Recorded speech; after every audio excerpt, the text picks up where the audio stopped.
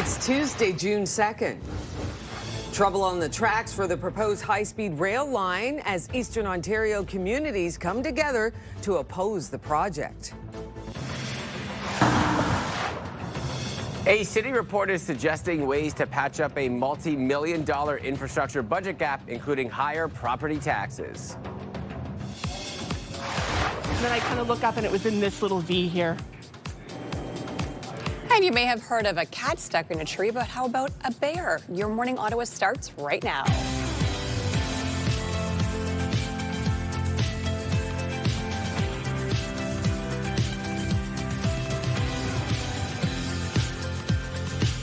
Good morning. Come on in. I'm Rosie Edda. Happy Tuesday, everybody. I'm Willie Yellow. And I'm Melissa Lamb. I'm looking forward to seeing that bear in the tree.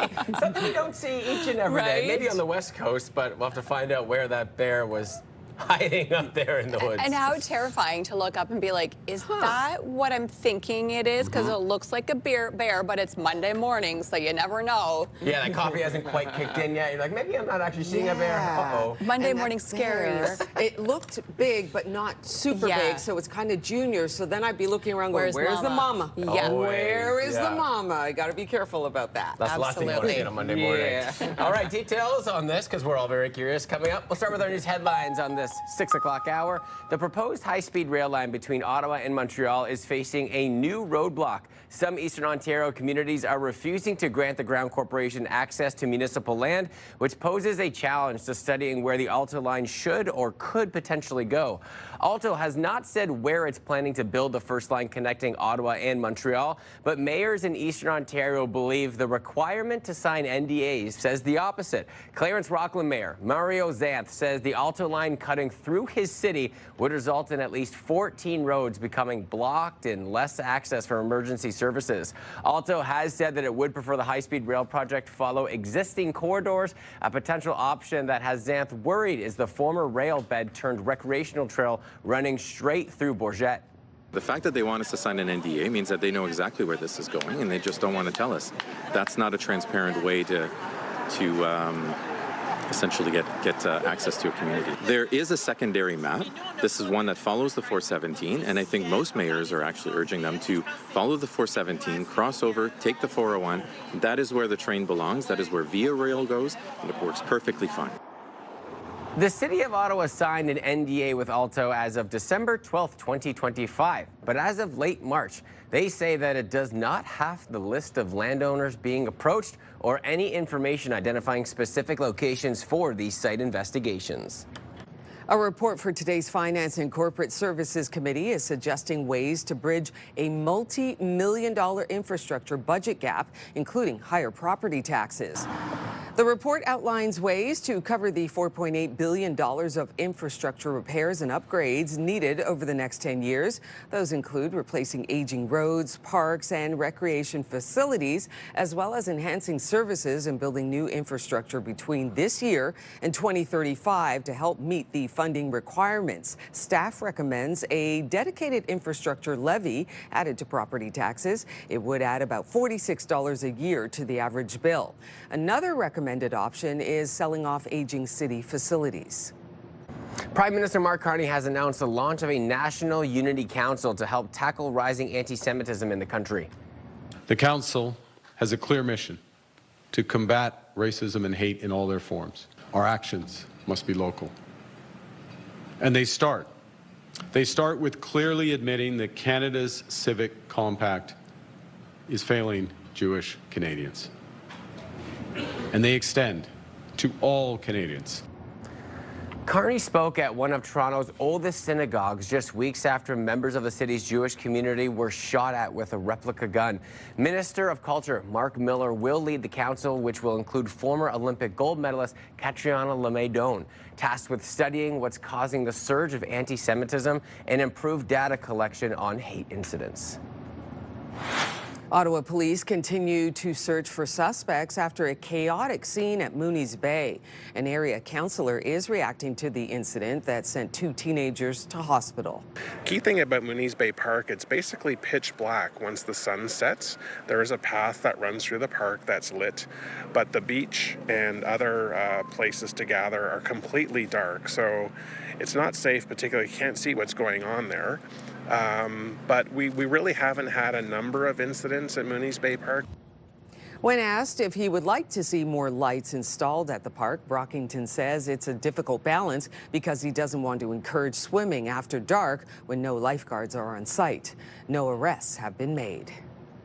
10 Ottawa school buses are now equipped with AI-powered cameras watching for drivers illegally passing stop school buses. This is part of a pilot program. 10 school buses are now equipped with cameras that will be collecting data and video to see how often cars fail to stop for a bus with red flashing lights. The data will be reviewed by the Transportation Authority and the city to identify hotspot locations for violations. No citations will be issued to drivers during the pilot project. Canada Post workers have voted to accept a new contract, putting an end to a years-long labor dispute that saw Postal Service disrupted multiple times. The union, representing about 55,000 workers, says employees voted more than 85% in favor of the 5-year deal, which includes wage increases in the first 2 years. In a statement, Canada Post thanked Canadians and businesses for their patience over the last 2 years of the labor strife, saying that it will work hard to regain their trust. A new subdivision could be built in Canada. Minto has submitted an application to build 232 homes at 8370 Campo Drive near Terry Fox Drive. The Planning and Housing Committee is set to vote this week on a staff recommendation to approve the zoning bylaw amendment to permit the development. It would have single detached homes and townhomes. You will be able to legally enjoy an alcoholic beverage in 9 Ottawa parks this summer as the city's pilot project continues. Park goers can have wine, beer, or spirits in certain areas of select parts throughout the city until October 31st. While there are 9 parks currently approved for the program, the city says that more could be added throughout the summer months. And it's official, Serena Williams is returning to professional tennis.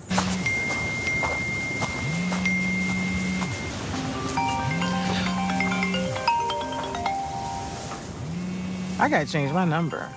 And doing it in fashion. Williams has accepted an invitation to play doubles at the upcoming Queen's Club Grass Court Tournament.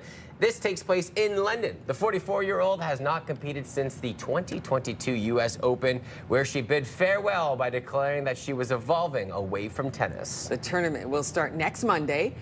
No word yet on who her partner will be, but let me just say this. I have some tea. I have some tea. Give us the I'm details. just going to say Victoria Mboko. That's the name floating around. That could be her partner. Canadian tennis player Victoria Mboko. Wouldn't that be a matchup? Oh my Wouldn't that be a pair? I'm hoping your tea don't have is full right. confirmation, but that's floating around there. Let's say that tea is hot. It is, and I love that you let us know. That's amazing. There you go. Amazing It's little just like tidbit. the return, right, from hasn't played since 2022 professionally speaking, and then if we get a Canadian matched up with her, that would just be, that'd be so cool to see. That'd be neat. Iconic. Yeah. Absolutely. Our forecast today, if you plan on going outside to play a little tennis today, it's going to be a hot one. Hopefully you have lots of water, a little bit above average into your afternoon. 25 is your high later on today. That sun setting till 8:44, so you have a full day. You get to play tennis because that sun isn't setting till closer to 9. That's where we're setting temperature-wise right now, 9 degrees in Ottawa. So still those cooler mornings. You might need a light sweater this morning if you're heading outside early. 11 in Montreal currently, 7 in Cornwall, 8 along the Kingston area. The nice thing is no rain in sight for us for quite a few days. You could see some spotty showers in other areas. However, we'll stay nice and dry in Ottawa at least until the weekend. That's when we're expecting some rain as we head into Saturday. Wind speeds as well. It's been a windy couple of days. Very light today out of the northwest. So the light blue is some very light winds. We won't have to deal with gusting winds. If you are going off to play tennis or golf or wherever you may be heading into your afternoon. But look at how beautiful it is today. Temperatures in the mid-20s, 25 for us here in the city, same within the valley, 24 along the Seaway, as well as in Kemptville, Bancroft today, 25 in Petawawa, 24 in Kittatinny, 25 over in Montreal and Gatineau. So a beautiful week ahead. I don't think I've seen one this gorgeous in quite some time. Temperatures in those high 20s. 25 for today, 10 is the overnight low, so still a little cool overnight and early tomorrow morning, but then it will get a little bit warmer starting tomorrow. 28 is your high for Wednesday, 31 on Thursday, 24 on Friday. Pure sunshine throughout the next 7 days. The only day we could see a few scattered showers is, of course, the Red Blacks home opener. They love when they get a little bit of rain for those home openers. 25 degrees and a slim chance of scattered showers, so hopefully it's in the afternoon before kickoff. Weather is brought to you by Manatic Tree. Complete tree care from start to stump. And on your drive in, so far so good. No major issues east to west on your roads this hour. Just a reminder that we could see some delays along Greenbank in both directions due to construction. So far traffic is flowing well and we are collision free. Now let's check out your TSN must-see moment. Jermaine Franklin in the Sports Center newsroom with your must-see moment from Monday. And for it, we head to Edmonton. International friendly, Canada taking on Uzbekistan. Second half stoppage time, Canada up 1-0 off the turnover. Tani Alouasei slides it to Jaden Nelson, and he buries it. Nelson looking to grab the last spot on Canada's World Cup roster, and that is your must-see moment from Monday. And today on TSN, we've got quarterfinal action from Roland Garros. Coverage starts at 5 a.m. Eastern, 2 a.m. Pacific. That's all for now from the Sports Center newsroom. Have a great day.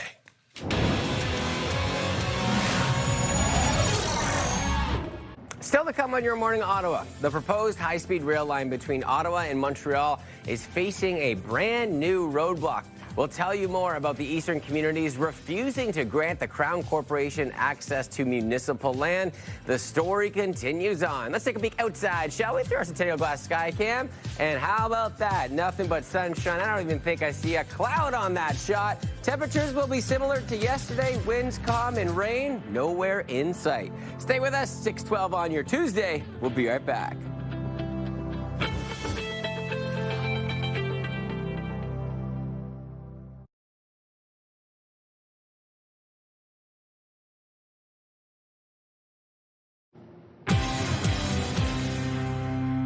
.614, welcome back. Here are the big stories we are following today on Your Morning Ottawa.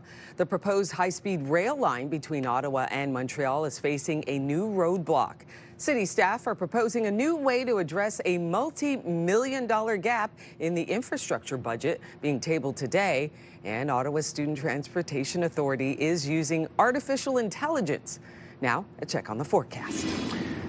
And I got nothing but good news. Thank you, Melissa, for making my current job easy. 25 degrees will be our daytime high, so we're cranking up the heat just a little bit from what we saw yesterday, but we have no removal of any sunshine. A gorgeous Tuesday ahead, and we can get used to this over the next couple of days as temperatures will be maybe slightly above seasonal with just the perfect overnight lows. The rest of the week's forecast coming up with the wonderful Melissa Lamb. Let's take a peek at your roads at this hour. Nothing major to report. We will always remind you, though, at this time of the 417 in both directions, east and westbound. We're continuing to see construction, which backs up about 7 a.m., continuing on through the day, back up all the way to Maitland, so expect delays in that route to continue on.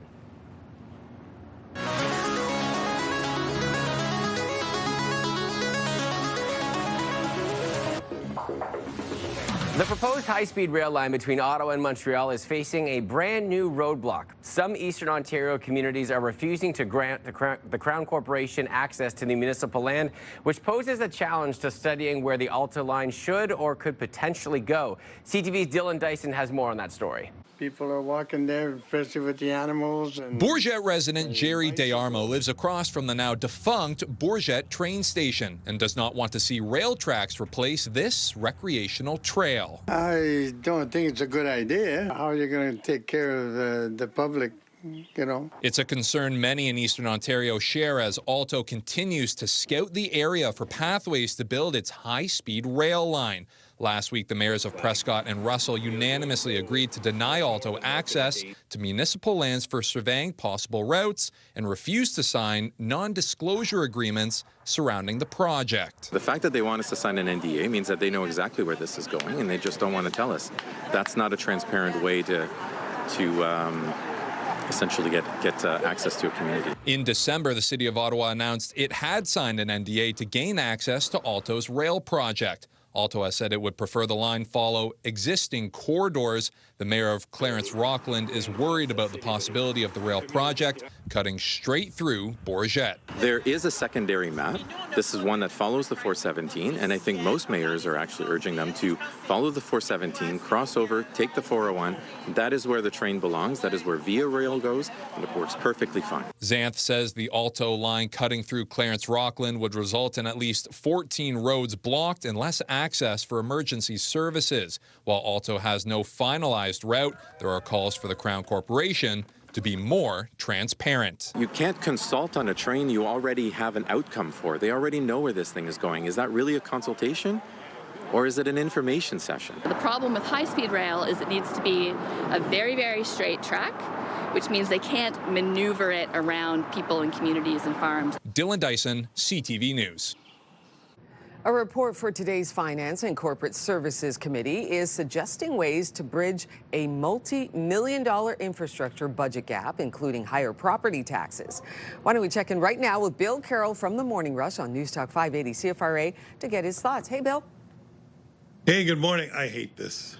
If we're going to have a conversation about our aging infrastructure and how much more tax we're going to pay, let's be honest with what we're talking about here.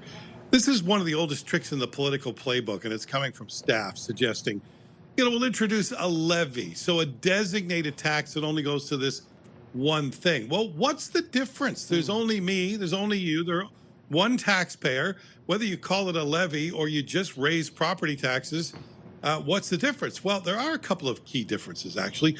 One of them is study after study, I've done interviews many times over the years about this, show that people are a little more open to the idea of raised taxes if they believe it's going to a certain thing. But of course, it's never that simple, right? Because if you take in a certain amount of money, $100 from a taxpayer to run the city, and you really need 105, and you designate that 5 to one thing, well, then you get sloppy with the other $100, right? You don't have to find savings and efficiencies elsewhere because you brought in that extra tax. It's like free money. It makes governments lazy about really managing the money. It also ties the hands of future city councils as well about maybe infrastructure isn't where the money should go this year. Maybe we have a policing emergency.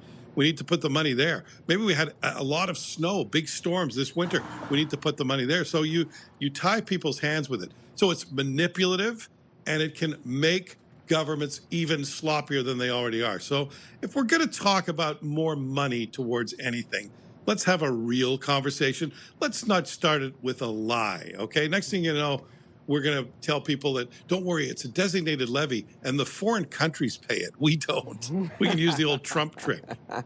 The thing is, when you say the word budget, it just automatically creates this painful reaction. And the way that we can alleviate some of that pain is to be very precise where the money is going to. I'm with you on that, Bill. Yeah, it's like taking your household budget and saying, well, I'm going to take this portion of my salary just towards buying fun things for me.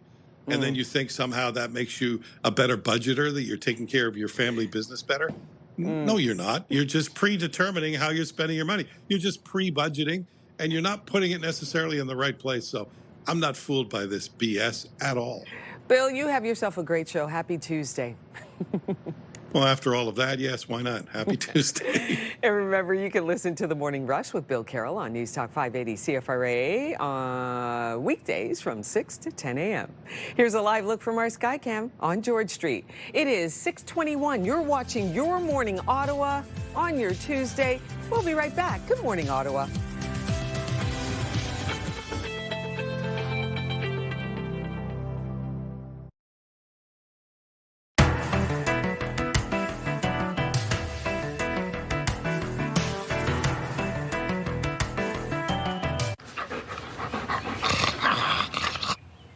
Hey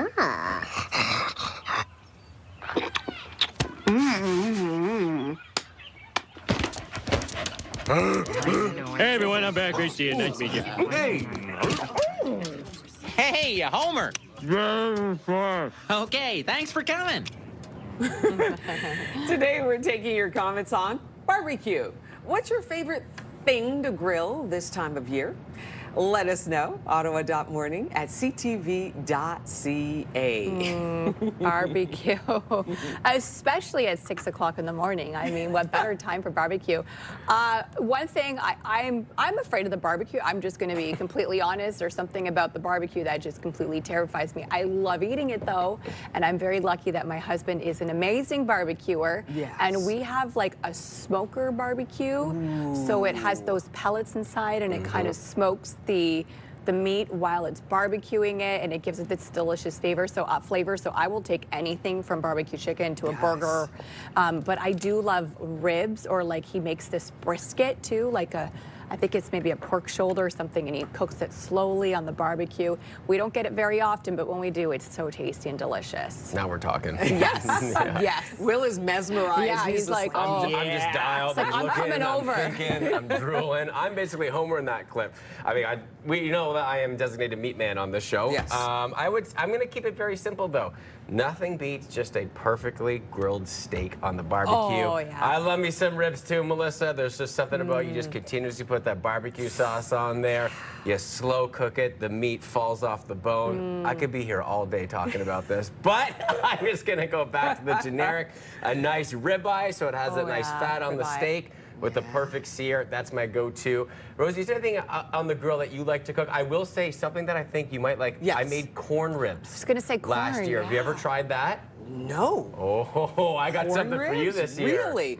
So it just infused with all the toppings and flavor. I've never heard of that. And the sauce, so you cut up like a corn on the cob. Oh, and you create it like it's ribs. So I learned this in Kitchener with one of our chefs. Okay. And you slice it like the ribs, so they actually even get the same kind of banana shape towards it. Yeah. And then you put the barbecue sauce and the spices, and you make it corn ribs. I'm going to make those for you this year. Well, there you go. I must try it then. I have to try it because I'm not a barbecue person because I don't eat meat, and fish on the barbecue, not bad, but you need to put it in that cage so it doesn't fall apart and all like that. a plank, like a salmon plank. Yeah, exactly. So I think vegetables are nice, but it's not the real deal. I know what barbecue's for. Barbecue's for cooking that meat. Yes. So I got you there. I cannot wait to hear what our listeners have to say. We're going to be hearing from you later on in the show. We're asking what is your favorite thing to barbecue in the summer. Send us your comments at yourmorningottawa@ctv.ca.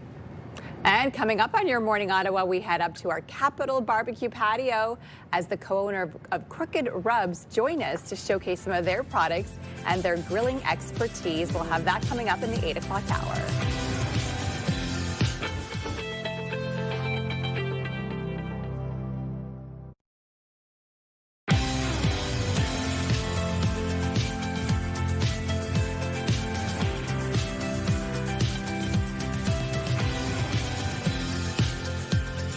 At 6:30, come on in. I'm Rosie Edda. I'm Will Aiello. And I'm Melissa Lamb. Coming up in a little bit throughout the week until we get to Saturday, we're going to be highlighting different areas, different heroes in our community, talking about the CHEO Telethon. We're all going to be a part of it throughout the weekend on Saturday. Today we're talking about where those funds can go and how important it is, because there's so many different aspects towards CHEO and how those funds can be submitted towards different areas throughout the hospital. Looking forward to that. I mean, over 600,000 visits a year to CHEO, so the need is always great, right? To raise those funds. It's an incredible hospital that services such a great part of this community and beyond. So looking forward to those And interviews. as a parent with 2 young kids, the amount of relief I feel knowing that we have this world-class facility right here in our city is it gives me such peace of mind knowing if anything happens to my little babies that I have a place to go. So I'm always very thankful this time of the year for the CHEO Telethon. Yeah, and today we're going to be speaking with an oncologist just about where those funds go and what they're seeing right now too, right? close. Details on that coming up. We'll start with our headlines this morning.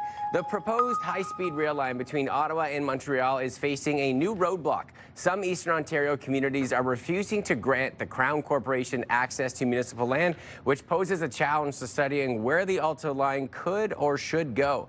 Alto has said that it is not sure where it is planning to build the first line connecting Ottawa and Montreal.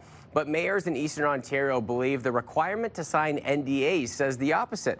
Clarence Rockland Mayor Mario Zanth says the Alto line cutting through his city would result in at least 14 roads becoming blocked and less access for emergency services. Alto has said that it would prefer the high-speed rail project follow existing corridors. A potential option that has Zanth worried is the former rail bed turned recreational trail running straight through Bourget. The fact that they want us to sign an NDA means that they know exactly where this is going, and they just don't want to tell us. That's not a transparent way to essentially get access to a community. There is a secondary map. This is one that follows the 417, and I think most mayors are actually urging them to follow the 417, cross over, take the 401. That is where the train belongs. That is where Via Rail goes, and it works perfectly fine. The City of Ottawa signed an NDA with Alto as of December 12, 2025. But as of late March, they say that it does not have the list of landowners being approached or any information identifying specific locations for these site investigations. A report for today's Finance and Corporate Services Committee is suggesting ways to bridge a multi-million-dollar infrastructure budget gap, including higher property taxes. The report outlines ways to cover the $4.8 billion of infrastructure repairs and upgrades needed over the next 10 years. Those include replacing aging roads, parks, and recreation facilities, as well as enhancing services and building new infrastructure between this year and 2035. To help meet the funding requirements, staff recommends a dedicated infrastructure levy added to property taxes. It would add about $46 a year to the average bill. Another recommended option is selling off aging city facilities. Prime Minister Mark Carney has announced the launch of a National Unity Council to help tackle the rising anti-Semitism in the country. The council has a clear mission to combat racism and hate in all their forms. Our actions must be local. And they start with clearly admitting that Canada's civic compact is failing Jewish Canadians. And they extend to all Canadians. Carney spoke at one of Toronto's oldest synagogues just week after members of the city's Jewish community were shot at with a replica gun. Minister of Culture Mark Miller will lead the council, which will include former Olympic gold medalist Katrina LeMay-Doan, tasked with studying what's causing the surge in anti-Semitism and improve data collection on these hate incidents. Ottawa police continue to search for suspects after a chaotic scene at Mooney's Bay. An area councillor is reacting to the incident that sent 2 teenagers to hospital. Key thing about Mooney's Bay Park, it's basically pitch black once the sun sets. There is a path that runs through the park that's lit, but the beach and other places to gather are completely dark. So it's not safe, particularly you can't see what's going on there. But we really haven't had a number of incidents at Mooney's Bay Park. When asked if he would like to see more lights installed at the park, Brockington says it's a difficult balance because he doesn't want to encourage swimming after dark when no lifeguards are on site. No arrests have been made. 10 Ottawa school buses are now equipped with AI-powered cameras watching for drivers illegally passing stop school buses. This is part of a pilot program. 10 school buses are now equipped with cameras that will be collecting data and video to see how often cars fail to stop for a bus with red flashing lights. The data will be reviewed by the Transportation Authority and the city to identify hotspot locations for violations. No citations will be issued to drivers during the pilot project. Canada Post workers have voted to accept a new contract, putting an end to a years-long labor dispute that saw postal service disrupted multiple times. The union, representing about 55,000 workers, says employees voted more than 85% in favor of the 5-year deal, which includes wage increases for the first 2 years.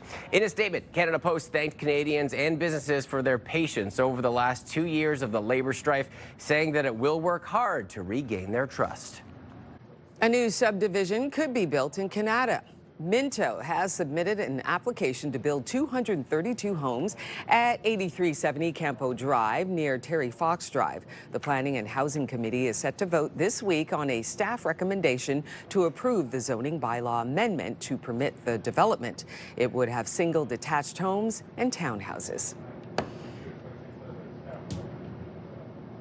It continues on. You will be able to legally enjoy an alcoholic beverage in 9 different Ottawa parks this summer as the city's pilot project continues. Park goers can have a wine, beer, or spirits in certain areas of select parks throughout the city until October 31st. While there are 9 parks currently approved for the program, the city says more could be added throughout the summer ahead. Well, you may have heard of a cat stuck in a tree, but how about a bear cub? I start kind of scaling up the tree, looking up, and I realized that there's a big black ball of fur in the tree. It was a bear, and cutest thing ever, but also terrifying. Good mixed reaction, I think. Oof. Richmond resident Jenny Black went out to let the dogs out yesterday morning, only to see a cub perched on her tree. Black says her daughter heard some rustling from the backyard around 1 in the morning, but thought nothing of it. That's when she suspects the bear got stuck. Black says she called Ottawa Police and Animal Control, which recommended a hands-off approach, allowing the bear to leave on its own when it feels comfortable.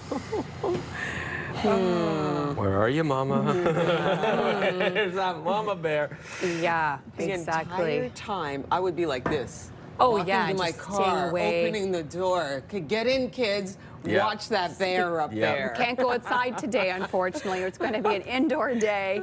And you definitely got to do wild. an extra peek before you let the dogs out into the backyard too, right? You don't want all those animals getting together, so let the bear leave on its own and protect the dogs inside for now. We need a bear watch cam, you know, to see how it's doing up there. We would regrettably probably turn to that camera so many times Yes, during the morning. exactly. We would get nothing done. A very sunny start to your morning, a few clouds into your afternoon, but overall it's going to be a hot and very sunny week. I can't wait to show you the 7-day forecast. Currently sitting at 9 degrees, so in those single digits, double digits already in Montreal, sitting at 11, same within Trenton. No rain in sight for us here in Ottawa today. Over the next few days, it will be pure sunny and very, very hot as well, especially as we head into Thursday. Very hot temperatures on the way. North winds, so some cooler winds into the afternoon, but very, very light, gusting around 20 kilometers an hour. So don't have to worry about an overly windy day. A high of 25 this afternoon, so gorgeous conditions. A little bit above the norm, 25 as well in the valley, 24 for the Seaway today, 25 in Trenton, as well as in Petawawa, Gatineau, 22 is your high in Mont-Tremblant. Oh, the 7-day forecast. I just love it so much. It puts a huge smile on my face. So much sunshine and hot temperatures by the end of the work week. 28 is the high for tomorrow, mix of sun and cloud, pure sunshine on Thursday. That's an extremely hot day. 31 is your daytime high, slightly cooler, but still above average for Friday with a high of 24. Saturday is the day that we could see a few scattered showers, but just a slim chance, so it won't ruin the game if you are heading to the Red Blacks home opener.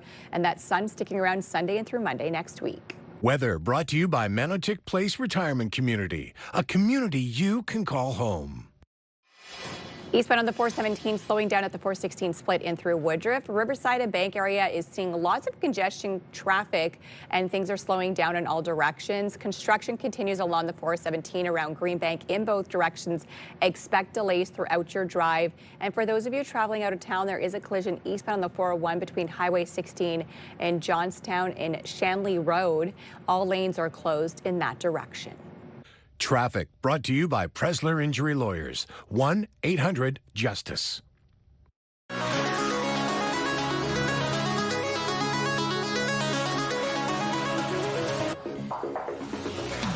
For many teens, prom is a rite of passage, but for some students living with disabilities, barriers can make that experience harder to access. CTV's Leah LaRocque explains how one local event is changing that. It's time for prom, and Max Nantel is ready to party. What we're about to go through is the last final day of an amazing prom.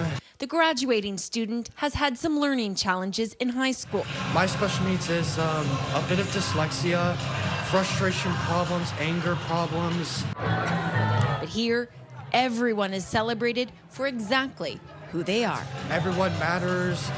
Well, so do people with special needs. They matter too, and it's important that we remind ourselves that people with special needs matter.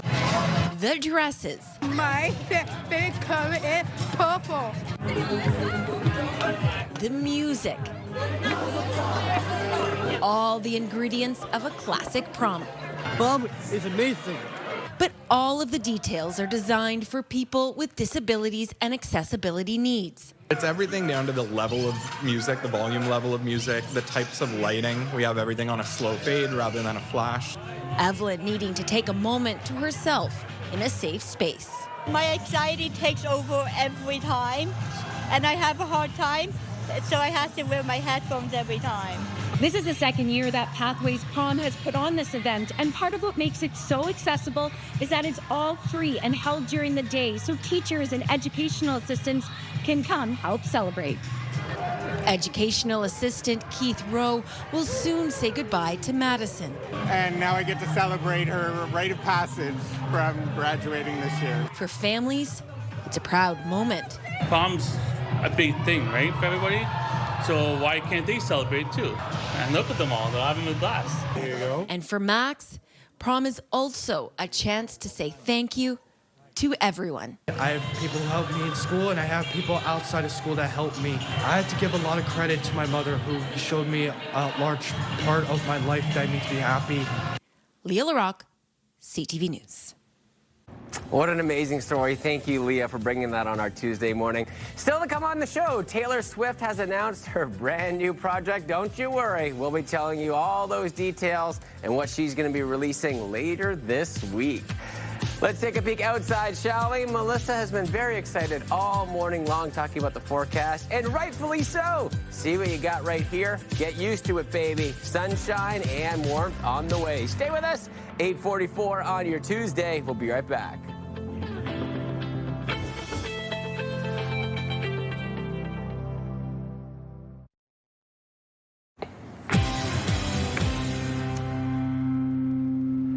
Welcome back. Happy Tuesday, everybody. Here's some of the top stories we're following today on the show. The proposed high-speed rail line between Ottawa and Montreal is facing a brand new roadblock. City staff are proposing a new way to address a multi-million-dollar gap in the infrastructure budget being tabled today. And Ottawa's Student Transportation Authority is using artificial intelligence. Let's take a peek at the next couple of days, and I think you're going to like it in the forecast, Melissa. Oh, this forecast is putting a huge smile on my face with all that sunshine and hot temperatures on the way. 25 for this afternoon. Mix of sun and cloud. Similar day tomorrow, but slightly warmer with a high of 28. Then temps climbing all the way into the 30s on Thursday. Mainly sunny skies. We will reach a high of 31. On your roads, no significant delays. We're starting to see some volume build now, especially around the Greenbank area due to construction. So keep that in mind if you are heading anywhere on your roads this hour. Traffic is slightly heavier around the Greenbank area.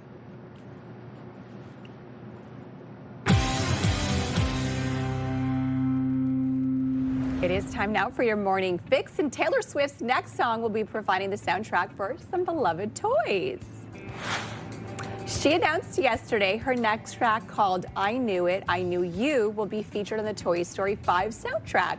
The song will drop this Friday, and she says she's always dreamed about writing a song for the characters in the films that she's adored since she was 5 years old.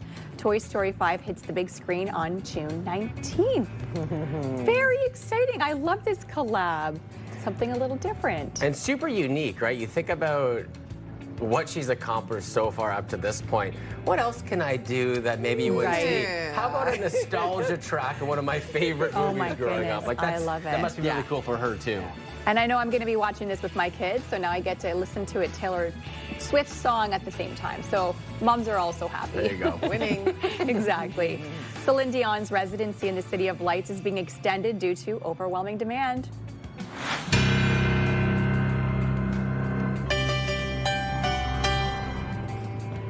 The international star is adding 10 more shows to her comeback run in Paris. The new dates are slated for May 2027, bringing her stint in the French capital to a total of 26 performances. The additional shows will be previously registered fans who were unable to secure tickets for her first run of concerts this fall. Meanwhile, the Quebec singer's publicists have confirmed a TV drama about Dion's earlier days, and her family is in the works. I remember, Melissa, we were talking about that earlier. I'm really looking forward to that. Yeah, me too. Absolutely. And amazing that she's in a position in a health sense where she's able to add 10 more shows, right? I feel like that's the huge part of this story is she's doing well enough and she doesn't have to move around. She's at that one spot and just can continue up busting up those shows. Absolutely. And 2 iconic Canadian food brands are teaming up for some new summer snacks. Okay, so take a look at this, and yes, you're not seeing things. This is what's happening. These are some new menu items on Beaver Tails. And yes, so if you're wondering what that is, it's Beaver Tails and Kraft Dinner that are collaborating, so you can get these 2 select items at Beaver Tail locations. The first one is called a KD Takeover Beaver Dog. It's an all-beef hot dog wrapped in a beaver tail pastry, topped with Kraft Dinner and ketchup. The second is called the TD Takeover Poutine, and it's a loaded poutine with Kraft Dinner, bacon, and chives. And they're only available until August 9th. Unfortunately, though, none of the Ottawa locations will be carrying this, so you're gonna have to travel elsewhere. I don't know if I'd be lined up for this, not gonna lie, even if I could eat it. No, I mean, I find it interesting that out of all the locations, it's not right here, like at the Ottawa location. One of our colleagues, Steve Winfro, sent me this immediately yesterday, and I was like, we need 2 segments on this. We need to have it on the show, go through all these options. Taste testing. It's so funny. And another colleague of ours has KD every day. So I just, when I think of Beaver Tails, I like the sweet combinations, you know, like I love the original, just the cinnamon sugar with a little bit of the lemon on it. That's my personal favorite. The OG. But then to add a hot dog and Kraft Dinner, it's a lot of flavors in there, a lot of melange. That would break my brain. It would. It's just too confusing. Too many different flavors. There's savory, sweet, tangy with the ketchup. I don't know what's going on. Cheese, everything. And the textures, like so many textures in there too, like noodles, pastries, hot dog. Here's a live look from our Sky Cam on George Street. It's 6:51. You're watching Your Morning Ottawa. I'm going to go fix my brain. We'll be back.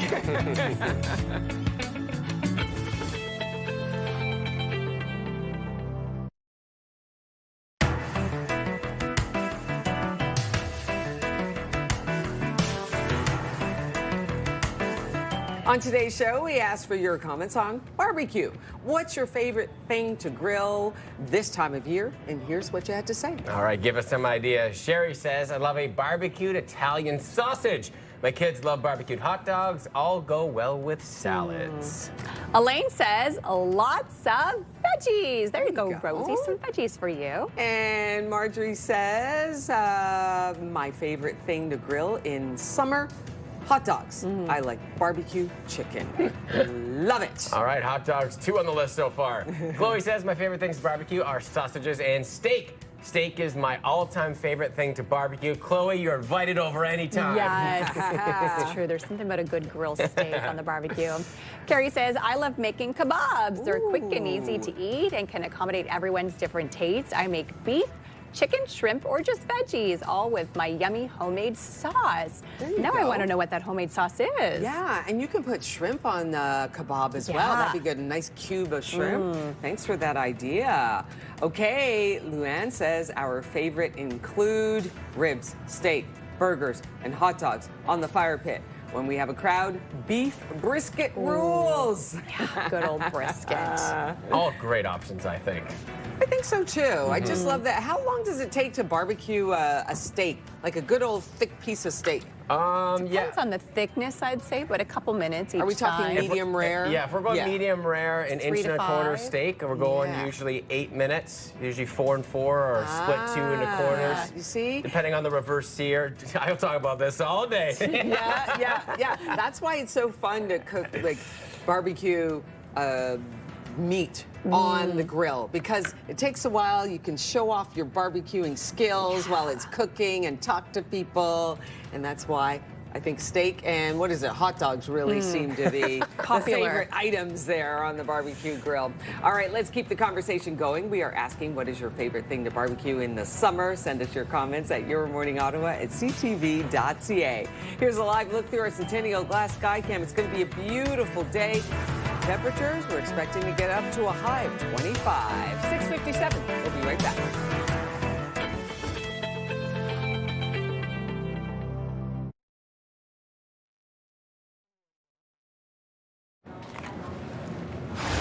It's Tuesday, June 2nd. Trouble on the tracks for the proposed high-speed rail line as Eastern Ontario communities come together to oppose the project. A city report is suggesting ways to patch up a multi-million-dollar infrastructure budget gap, including higher property taxes. And then I kind of look up and it was in this little V here. Well, you may have heard about a cat stuck in the tree, but how about a bear? Your Morning Ottawa starts right now.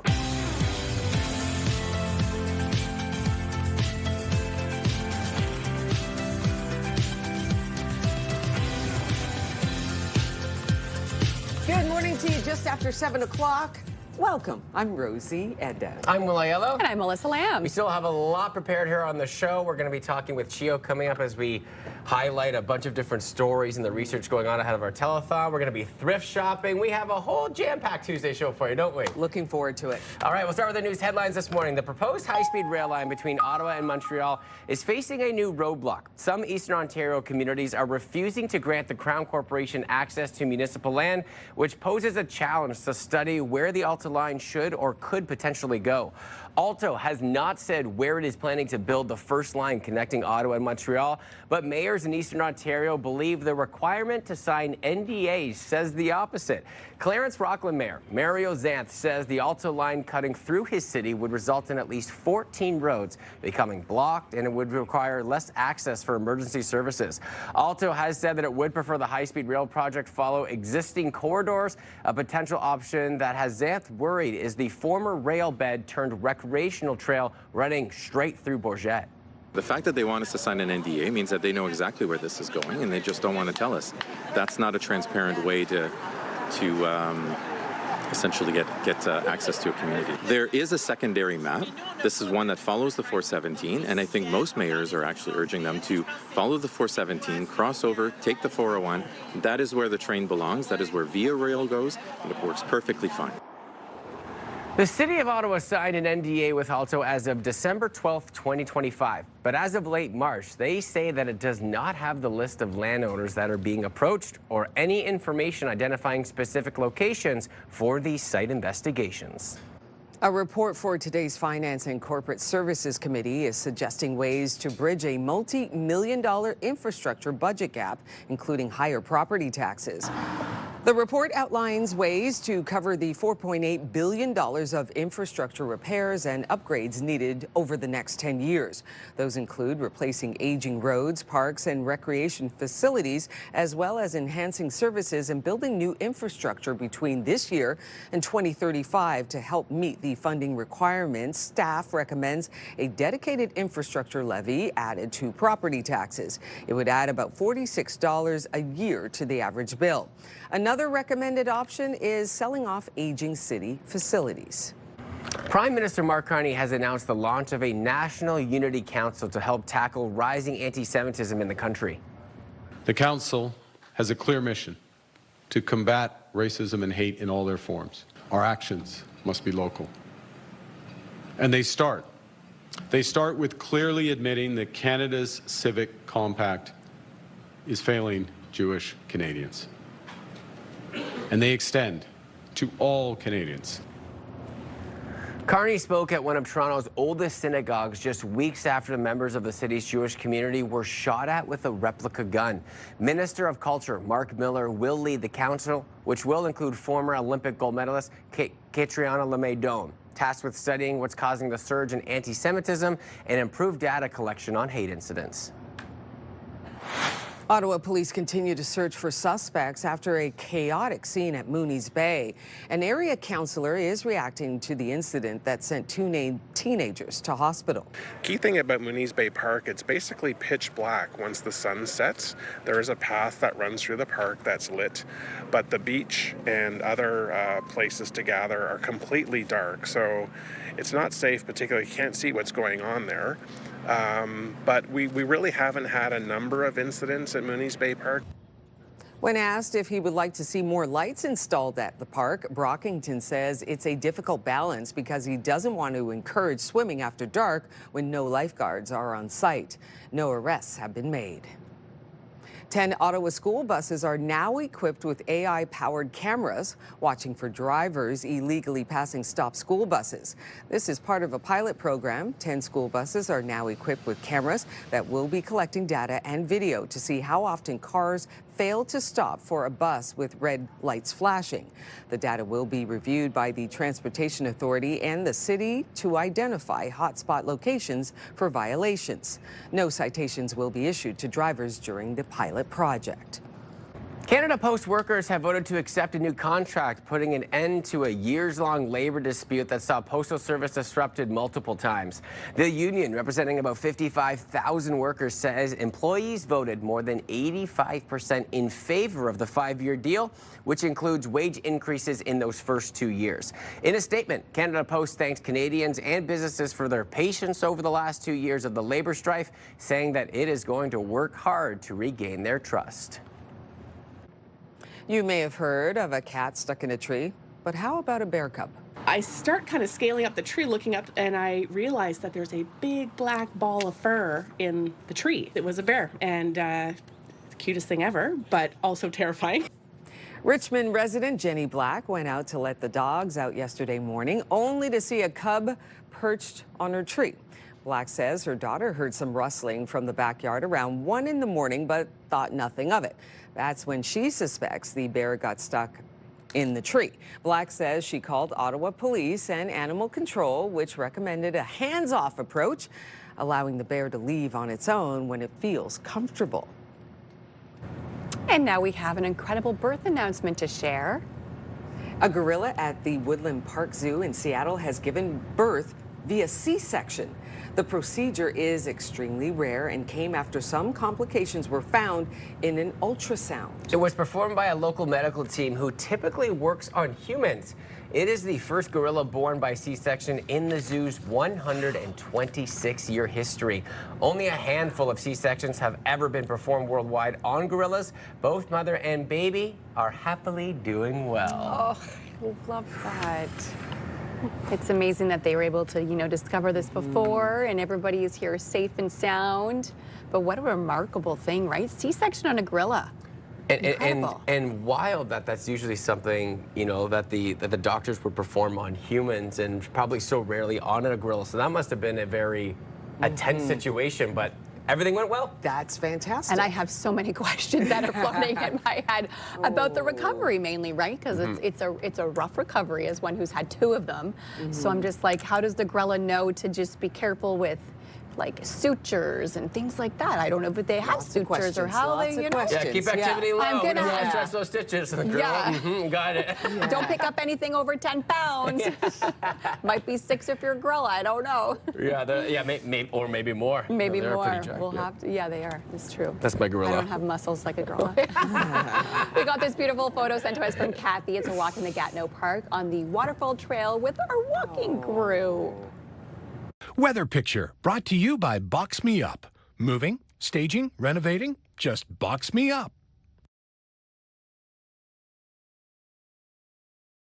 We love seeing your weather photos, so please continue to send them in to us. The best way is via email, weathershots@ctv.ca. Again, the email address is weathershots@ctv.ca.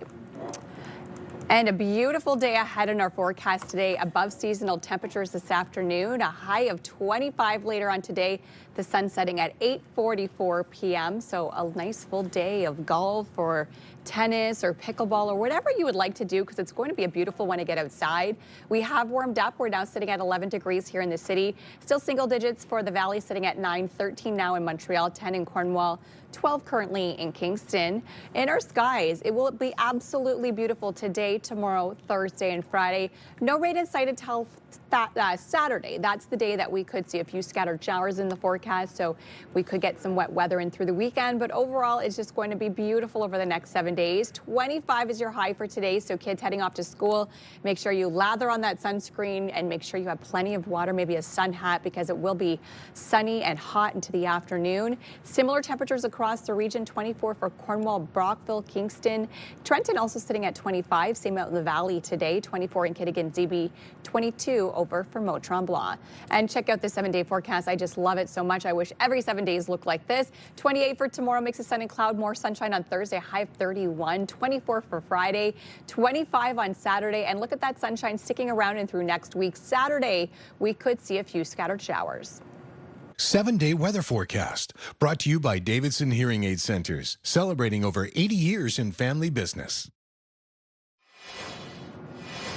Eastbound on the 417, slowdowns on the 416 split and through Woodruff. Heading west on the Queensway, also volume approaching Greenbank. Build up westbound on the 174 between 10th Line and Montreal Road. Riverside and Greenbank and Bank Street, we're seeing some congestion. Construction is slowing things down in all directions. And just keep in mind, we will see, of course, delays around Greenbank on the 417 due to construction.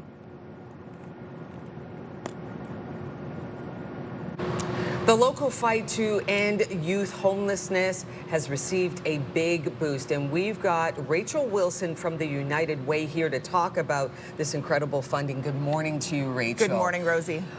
First off, can we just talk about why youth homelessness is such a big problem in the city? Just a couple of weeks ago, the mayor ran at the Tamarack Race Weekend, the marathon, and he said, I'm doing this to raise money to help end youth homelessness. He raised about $100,000. Why is it such a big problem here in the city? You know, we know that shelter is a huge issue for many people right now, and young people are not excused from that either, that they're finding difficulties at home that's causing them to seek shelter elsewhere, and there just isn't enough space for them here in Ottawa. Between 1,200 and 1,400 kids every single year will face youth homelessness. Tell us about the big funding boost that United Way got. United Way East Ontario is thrilled that we received a donation from the Turnbull Family Foundation of $100,000 to support ending youth homelessness. But even more than that, they're challenging the community to match those donations. So every gift that's made in the month of June will be tripled. So that means every dollar becomes $3 to end youth homelessness.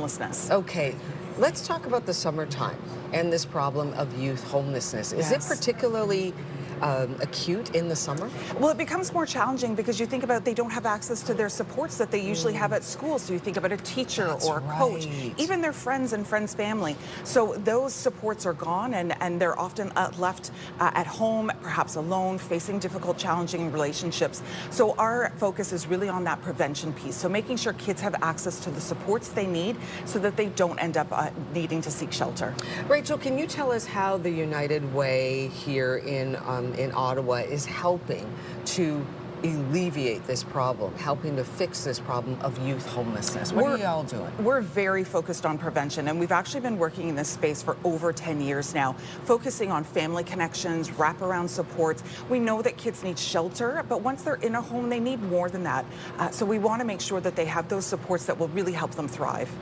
Rachel, how can people donate, maybe not $100,000, but maybe even $100, or how can people help? Well, this is where every single donation makes a difference. So going to unitedwayeo.ca and making a gift, that gift will be tripled. So every dollar will become $3. So every dollar has such an incredible impact to end youth homelessness. That is great news about this really large funding donation, $100,000 for United Way East Ontario. Rachel Wilson, it's always great to have you on here. We know that you're working hard here to alleviate this problem of youth homelessness in Ottawa. Thank you so much for all you do. Thank you. Thank you.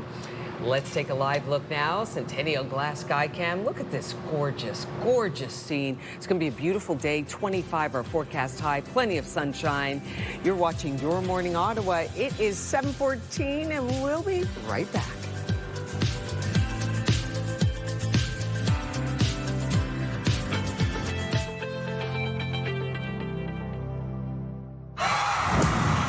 The National Capital Region is jam-packed with incredible experiences you don't want to miss. Hey, I'm Tanea Taylor, your iHeartRadio Weekender, powered by Barhaven Ford.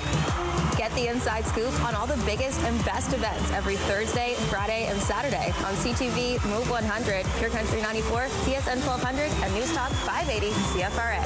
iHeartRadio Weekenders is powered by Barhaven Ford, Ottawa's newest and largest Ford dealership, and Ontario's #1 Ford EV dealer. Hey. CTV and TSN 1200 want you to be the Myers Automotive Group Team of the Week. Your team could win $1,000 for new equipment, tournament fees, or an incredible team party. Shoot us a quick video uploaded at ctvottawa.ca. Whether it's hockey, ringette, choir, band, or any team in between. Each week, the winning team will join us live in studio at CTV Ottawa at 6 to claim their prize. Enter today for your chance to be Myers Automotive Group Team of the Week.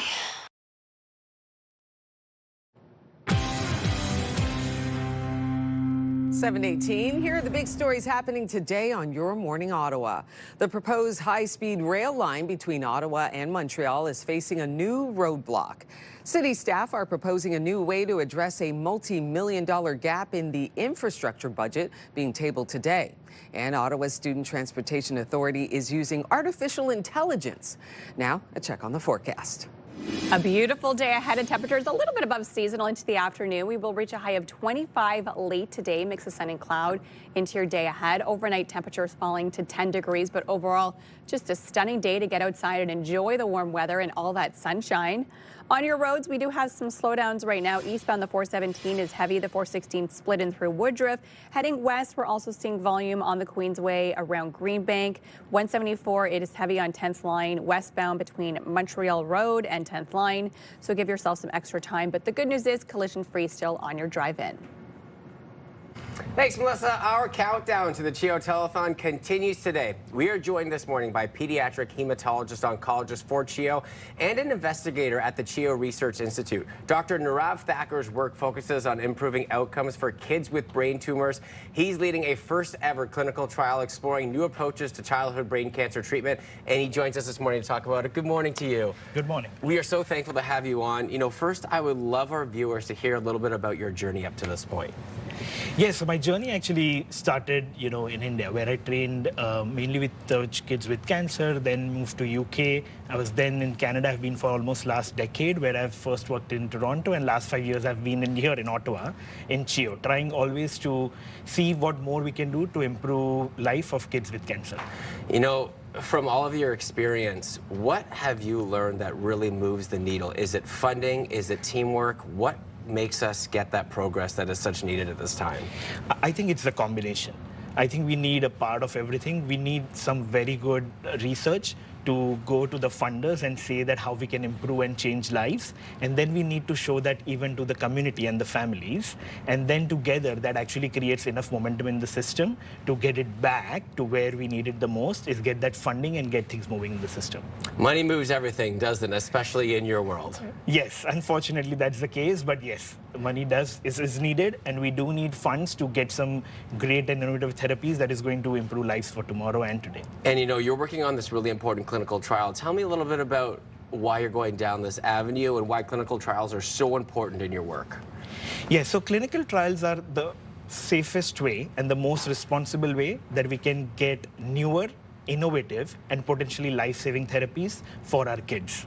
And therefore, it is very important that we give them access to these newer and innovative therapies. And the safest way is how we do it is with clinical trials.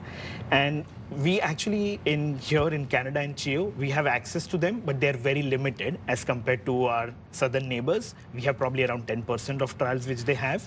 And therefore, it is very important that we get more and more so all of our kids have equitable access to these newer and innovative therapies. Each and every day, I can't even imagine what your days are like. They must just be wild. Yeah. A little bit crazy. Yeah. You're there each and every day. What are you finding right now that is the biggest hurdles, the challenges that you're going to be working on with the CHEO Hospital to have a positive outlook of the future? Yes. I think the biggest hurdle is how we actually work with the system to generate funding for things that are not just clinical, not for today, but also investment for tomorrow. And I think that is what we are working with CHEO, CHEO Foundation, CHEO Research Institute, and actually biggest is with the community. That is where we are trying to bring an impact to see how we actually show this investment, which is actually today, but for the future, and convince that what changes we are about to bring is going to have life-changing impact on the kids and our families here, right close to home. They don't have to travel to get this innovative and new therapies, but we can bring it right here closer to their home. Especially right here in Ottawa, where so many families, or friends of families have youth that go to CHEO. Can you speak about the funds that are going to be used? You know, we're teeing this up ahead of the CHEO Telethon, which is such a big day in our city. Those funds go directly towards a hospital. How important is it to have that for your research? Oh, without these funds, you'll not be able to do anything. Like you asked in the beginning, the trial that we are leading from CHEO, and we are not only doing things that are having local impact and helping our families here, but we are doing things that are also having global impact. So it is a trial that we are leading from CHEO across the world and across our partners in low and middle income countries, where there's a big burden of these patients. So we are trying to have a cure that is local, but impact that is global. It's amazing. Dr. Thacker, thank you so much for spending some time with us today, because I know you're a busy guy each and every day. Thank you for having me here. Keep up the great work, and thank you so much for what you do for our community. Thank you so much. And we would not do this without community and for community. So thank you for having me here. Our youth is in good hands with Doctor over here. Still to come on the show on Your Morning Ottawa. If you're looking for a job, we can tell you how you can take advantage of the summer months to stay ahead in your hunt. Our guest is sitting by in the Your Morning Ottawa Lazy Boy Lounge. Nice and cozy in there as well. Give us a wave. Say hello. 1, 2, 3. Nah, it didn't work this morning. We'll try again tomorrow. Stay with us, friends. We'll be right back.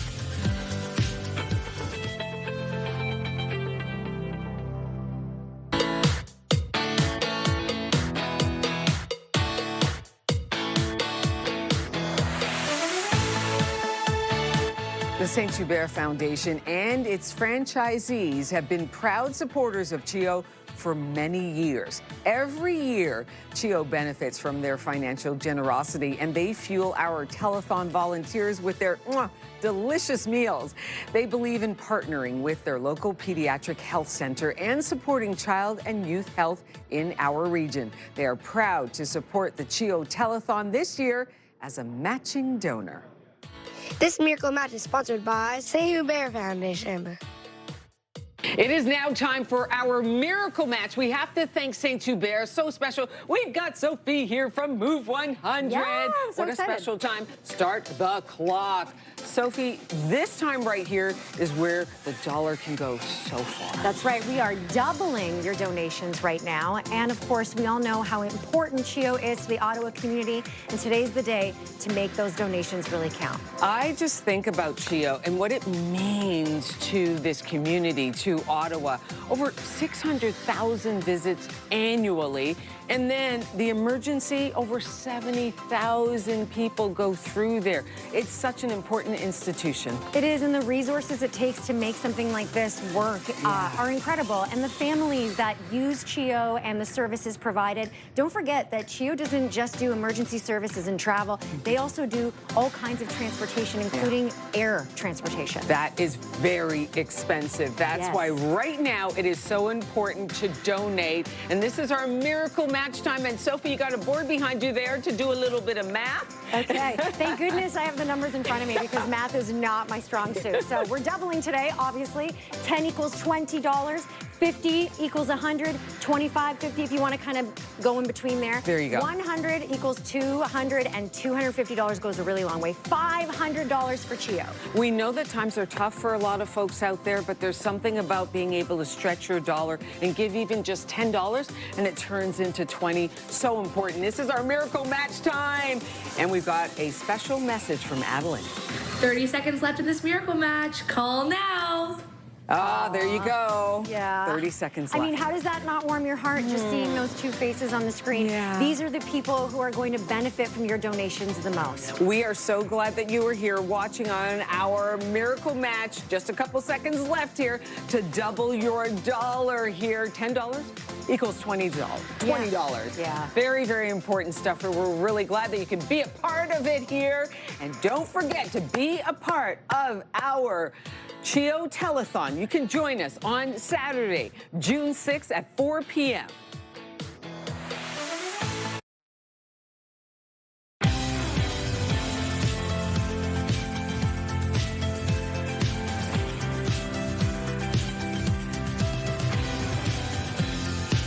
Good morning to you. It's 7:30. Welcome. I'm Rosie Edda. Halfway point in our show, I'm Will Aiello. And I'm Melissa Lamb. And coming up here on the show, we're going to be talking about while the summer months may be a good time to actually continue that job search, a lot of times people tend to stop looking over the summer months, but you should not do that. So we're going to have the details on why. Looking forward to that. And also continuing our summer fashion week, we're going to be doing a little thrifting. I love it. Oh, we love thrifting on this show, right? We learn so much from those areas. It's true. All those details coming up. The proposed high-speed rail line between Ottawa and Montreal is facing a new roadblock. Some Eastern Ontario communities are refusing to grant the Crown Corporation access to municipal land, which poses a challenge to studying where the Alta line should or could potentially go. Alto has not said where it is planning to build the first line connecting Ottawa and Montreal, but mayors in Eastern Ontario believe the requirement to sign NDAs says the opposite. Clarence Rockland Mayor Mario Zanth says the Alta line cutting through his city would result in at least 14 roads becoming blocked and less access for emergency services. Alto has said that it would prefer the high-speed rail project follow existing corridors. A potential option that has Zanth worried is the former rail bed turned recreational trail running straight through Bourget. The fact that they want us to sign an NDA means that they know exactly where this is going, and they just don't want to tell us. That's not a transparent way to essentially get access to a community. There is a secondary map. This is one that follows the 417, and I think most mayors are actually urging them to follow the 417, cross over, take the 401. That is where the train belongs. That is where Via Rail goes, and it works perfectly fine. The City of Ottawa signed an NDA with Alto as of December 12th, 2025. But as of late March, they say that it does not have the list of landowners that are being approached or any information identifying specific locations for the site investigations. A report for today's Finance and Corporate Services Committee is suggesting ways to bridge a multi-million-dollar infrastructure budget gap, including higher property taxes. The report outlines ways to cover $4.8 billion of infrastructure repairs and upgrades needed to take care of the next 10 years. Those include replacing aging roads, parks, and recreation facilities, as well as enhancing services and building new infrastructure between this year and 2035. To help meet the funding requirements, staff recommends a dedicated infrastructure levy added to property taxes. It would add about $46 a year to the average bill. Another recommended option is selling off aging city facilities. Prime Minister Mark Carney has announced the launch of a National Unity Council to help tackle rising anti-Semitism in the country. The Council has a clear mission to combat racism and hate in all their forms. Our actions must be local. And they start with clearly admitting that Canada's civic compact is failing Jewish Canadians. And they extend to all Canadians. Carney spoke at one of Toronto's oldest synagogues just weeks after members of the city's Jewish community were shot at with a replica gun. Minister of Culture Mark Miller will lead the council, which will include former Olympic gold medalist Katrina LeMay-Doan, tasked with studying what's causing the surge in anti-Semitism and improved data collection on hate incidents. Conservative leader Pierre Poilievre's request for an emergency debate on the state of Canada's economy has been denied, giving more fuel to the debate over a possible recession. This side of the House understands that. We will control what we can control. The leader of the opposition should stop running down Canada and join us. It's the Liberal Prime Minister that's running down our economy and then running away from accountability for it. Where is he anyway? The Speaker of the House said the request didn't meet requirements for an emergency debate. StatsCan says Canada's economy contracted slightly for 2 straight quarters, meeting the technical definition of a recession. But Prime Minister Mark Carney has yet to take questions on whether Canada is facing a real recession. U.S. President Donald Trump has signed a proclamation to adjust tariffs on some steel and aluminum products. The proclamation will reduce the tariff on some steel, aluminum, and copper imports from 25% to 15%. This tariff cut would mostly affect agricultural equipment in a move to help farmers facing higher costs due to the Iran war. Foreign companies can qualify for a 10% tariff rate if their equipment contains 85% of U.S. steel or aluminum. The change comes into effect next Monday until the end of 2027. Canada-U.S. Trade Minister Dominic LeBlanc will be in Washington today to meet with U.S. Trade Representative Jameson Greer. Ottawa police continue to search for suspects after a chaotic scene at Mooney's Bay. An area councillor is reacting to the incident that sent 2 teenagers to hospital. Key thing about Mooney's Bay Park, it's basically pitch black once the sun sets. There is a path that runs through the park that's lit, but the beach and other places to gather are completely dark. So it's not safe, particularly you can't see what's going on there. But we really haven't had a number of incidents at Mooney's Bay Park. When asked if he would like to see more lights installed at the park, Brockington says it's a difficult balance because he doesn't want to encourage swimming after dark when lifeguards aren't on site. No arrests at this time have been made. 10 Ottawa school buses are now equipped with AI-powered cameras watching for drivers illegally passing stop school buses. This is part of a pilot program. 10 school buses are now equipped with cameras that will be collecting data and video to see how often cars fail to stop for a bus with flashing red lights. The data will be reviewed by the Transportation Authority and the city to identify hotspot locations for violations. No citations will be issued to drivers during the pilot project. Montreal's Felix Auger-Aliassime is into the quarterfinals at the French Open.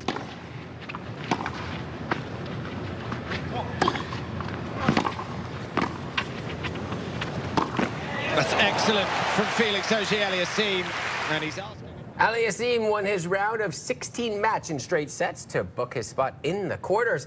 This is the furthest that he has gone in the tournament. And it may be his best chance yet to win a Grand Slam. Some of the top seeds have either sat out or were upset earlier in the Open.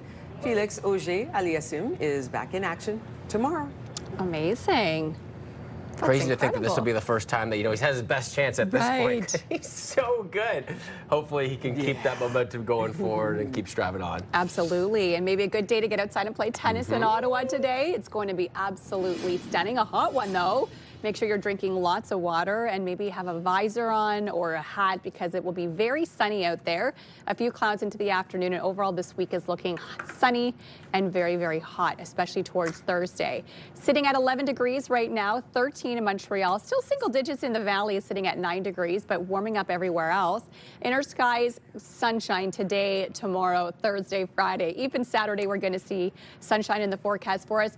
A chance of those scattered showers as we head into Saturday, but overall, we have a couple of nice, dry, sunny, warm days until we do see a little bit of rain in the forecast. Highs today of 25. By 1 p.m. we'll be sitting at around 23. So a gorgeous day for kids heading off to school. Only a few more recesses left, just 1 month left of class.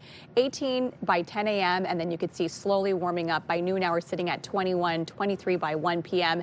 And then our daytime high of 25 degrees. Sometime around 4 p.m. we should reach that daytime high.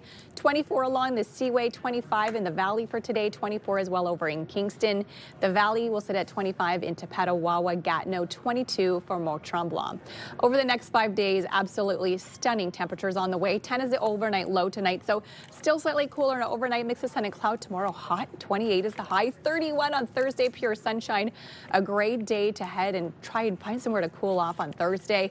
Then as we head into Friday and the weekend, temperatures in those mid-20s. Could see a little bit of wet weather on the way for Saturday. All right, buckle up. Literally, we got tons to get through out on your roads. Collision westbound on the 417 at Maitland. We also have a collision southbound on Kirkwood Avenue at Carling.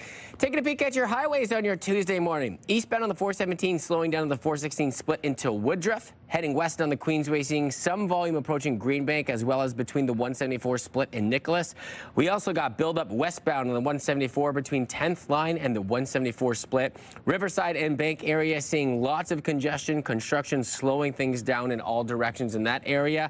And a reminder, construction continues along the 417 around Greenbank in both directions, so expect some delays throughout your morning commute, especially in that area. Traffic brought to you by Presler Injury Lawyers. 1-800-JUSTICE. As the weather warms up, many job seekers pause their search thinking there won't be any opportunities in the summer months.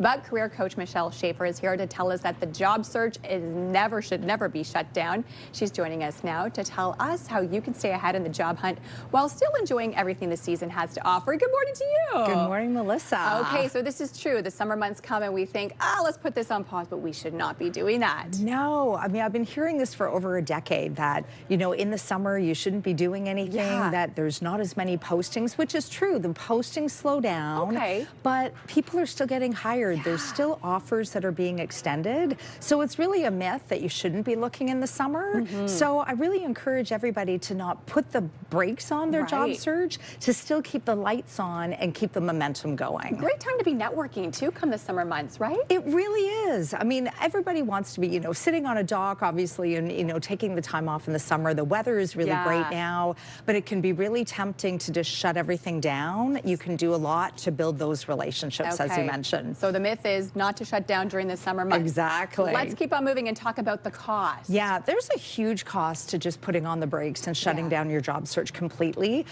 Some of the things are, you might miss out on job postings. So there could be a job posting for a job that's a really good fit for you. If you're not looking and keeping on top of things, you might miss out on that. You'll miss out on those touch points from recruiters. And certainly you're going to also interrupt the confidence that you're building, the momentum that you're building, your entire job search routine, and any of those networks that you've been, actively stewarding. If you put a pause on your job search, you're going to be interrupting all of that great work. It makes it really, really hard to get back in the swing of things in the fall. It can really even be discouraging, and a lot of job seekers are already dealing with enough frustration already. Okay, now we've covered the cost. Yes. Let's talk about the reframe. Yeah, so instead of thinking of this as a time where nothing happens, think of this as an excellent time to build those relationships. Right. Because the weather is nicer, a number of people don't have as many meetings booked or as many things happening within their business.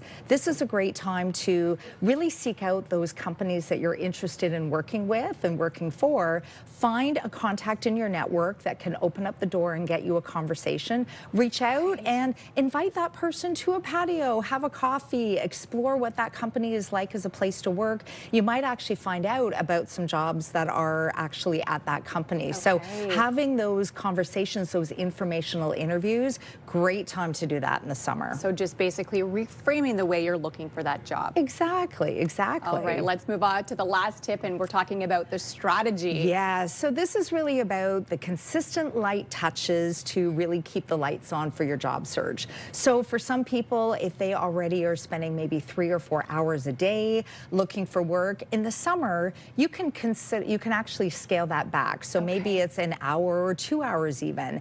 Just doing some things each day to keep things moving while also taking the time for yourself to go on those bike rides and sit on that dock. So things like, still looking at your job alerts and keeping an eye on the job postings, looking at company websites, because a lot of jobs now are not actually on the job boards, they're on the company websites, and especially those jobs are, within the network. So reach out, actually have those conversations, explore relationships with recruiters, build your resume, like actually strengthen your resume, get active on LinkedIn. Those are all things that you can do in the summer to keep things moving so that your job search still stays alive in those summer months. Wonderful, and you have so much information in your book. Give us the details Exactly. on that. It's called Cultivating Career Growth, Navigating Transitions with Purpose. It's the start to end of looking for work, lots of tactical strategies in there as well. You can find it at the Bayshore and Carlingwood malls, in the Kohl's, and also on Amazon. Amazing. Well, thank you so much for joining us today. You can also head to the website for more information as well, and we truly appreciate you coming in and giving us some ideas on what you should do if you are searching for a job this summer. Thanks, and here's the live look. You're welcome of your Centennial Glass Skycam this morning. Bright and sunny to start off your day. Temps right now sitting at 11 degrees with a high of 25 this afternoon. Good morning, Ottawa. It is 7:44.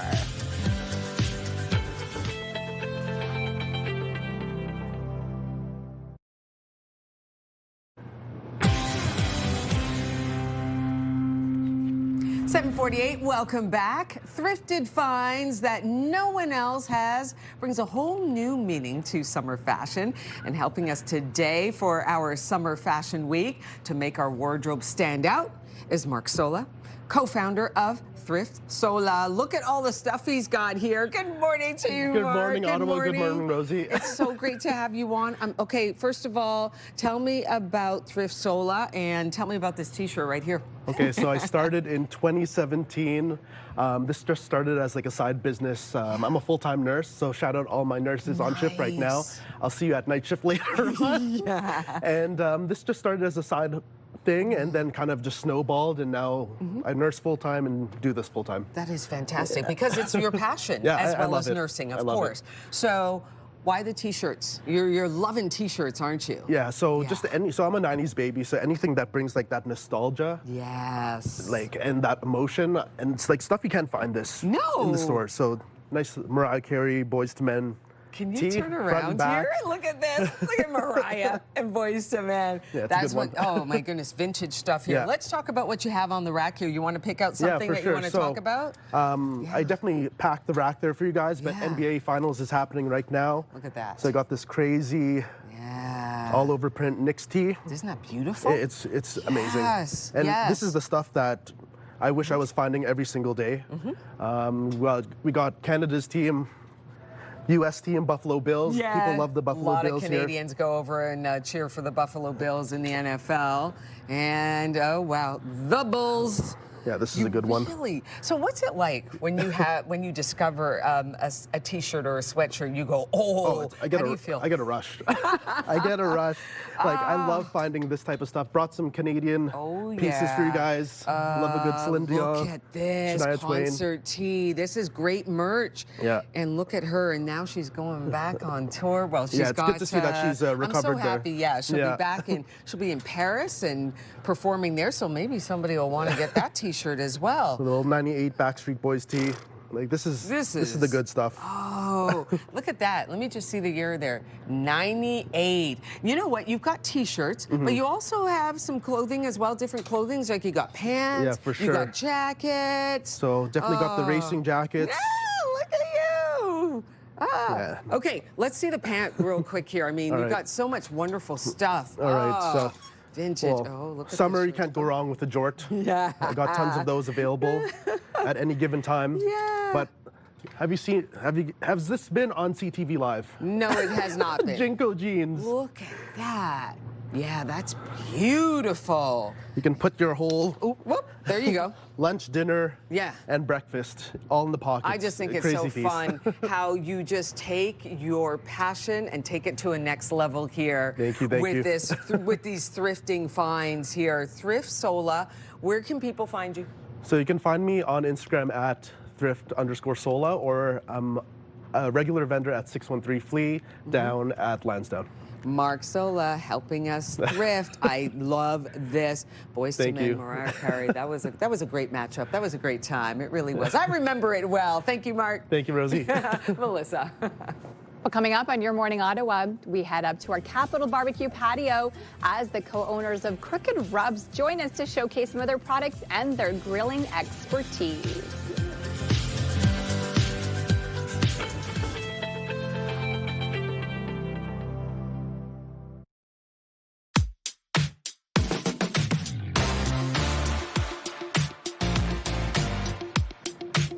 Here are your milestone celebrations for Tuesday, June 2nd, and we're going to start off with a happy 5th birthday. This is going out to Rosie. Love from Mom, Dad, Isabel, Nanny, Tampa, Nana, Papa, and all of your aunts, uncles, and cousins. What a great photo, Rosie. We also have a happy 4th birthday to Zara. You were born to twirl. Lots of love from Mom, Dad, and Ari. What a cute photo. And of course, we have our last wish, and this is a happy 72nd wedding anniversary to Eleanor and Ron Wallace. Look at you guys looking fantastic. I absolutely love it. Congratulations to you both and to everybody celebrating today. If you have a milestone celebrated with us, send your birthday announcements for kids turning 13 years old and younger, and for those turning 100 years or more. Wedding anniversaries as well, those celebrating 50 years or more. All you have to do is send us an email Ottawa.milestones@ctv.ca will be sure to get your announcement on the air.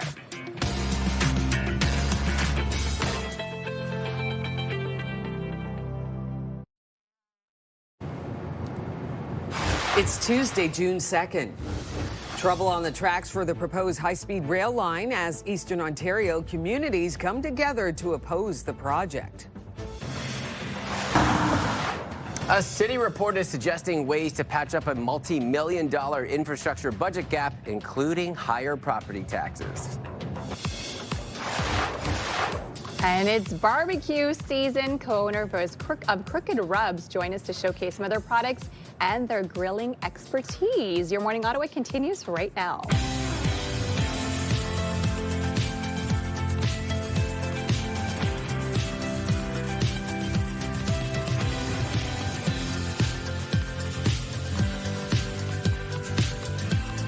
Good morning to you just after 8 o'clock. Come on in. We're so glad you could start your day with us. I'm Rosie Edda. Happy Tuesday, everybody. I'm Will Yellow. And I'm Melissa Lamb, and I'm so happy the sun is out. It's a beautiful day to get grilling and make up some delicious eats. I can't wait for that. It's going to be absolutely stunning later on today. Sunny and hot. I mean, what more could you ask for this time of year? Barbecues just being open, the sunshine in the back. Smell. And we'll bring you recipes today. I actually don't know exactly what we're cooking. I think it could be some ribs. Maybe it's just some rubs for the ribs. I don't know, but I'm excited. Rubs for the ribs. Say that fast 5, 10 times. I don't know. That sounds good, though. It's going to be a lot of fun. No doubt about that. I think we might have their new slogan, Rubs for the Ribs. Yeah. Rubs for the ribs. Oh, man. Okay, we're going to leave it right there because we could go down the rabbit hole. Let's start with our news headlines on your Tuesday morning. The proposed high-speed rail line between Ottawa and Montreal is facing a new roadblock. Some Eastern Ontario communities are refusing to grant the Crown Corporation access to municipal land, which poses a challenge to studying where the Alto line should or could go. Alto has not said where it is planning to build the first line connecting Ottawa and Montreal, but mayors in Eastern Ontario believe the requirement to sign NDAs says the opposite. Clarence Rockland Mayor Mario Zanth says the Alto line cutting through his city would result in at least 14 roads becoming blocked and less access for emergency services. Alto has said that it would prefer the high-speed rail project follow existing corridors. A potential option that has Zanth worried is the former rail bed turned recreational trail running straight through Bourget. The fact that they want us to sign an NDA means that they know exactly where this is going, and they just don't want to tell us. That's not a transparent way to essentially get access to a community. There is a secondary map. This is one that follows the 417, and I think most mayors are actually urging them to follow the 417, cross over, take the 401. That is where the train belongs. That is where Via Rail goes, and it works perfectly fine. The City of Ottawa signed an NDA with Alto as of December 12, 2025. But as of late March, they say that it does not have the list of landowners being approached or any information identifying specific locations for these site investigations.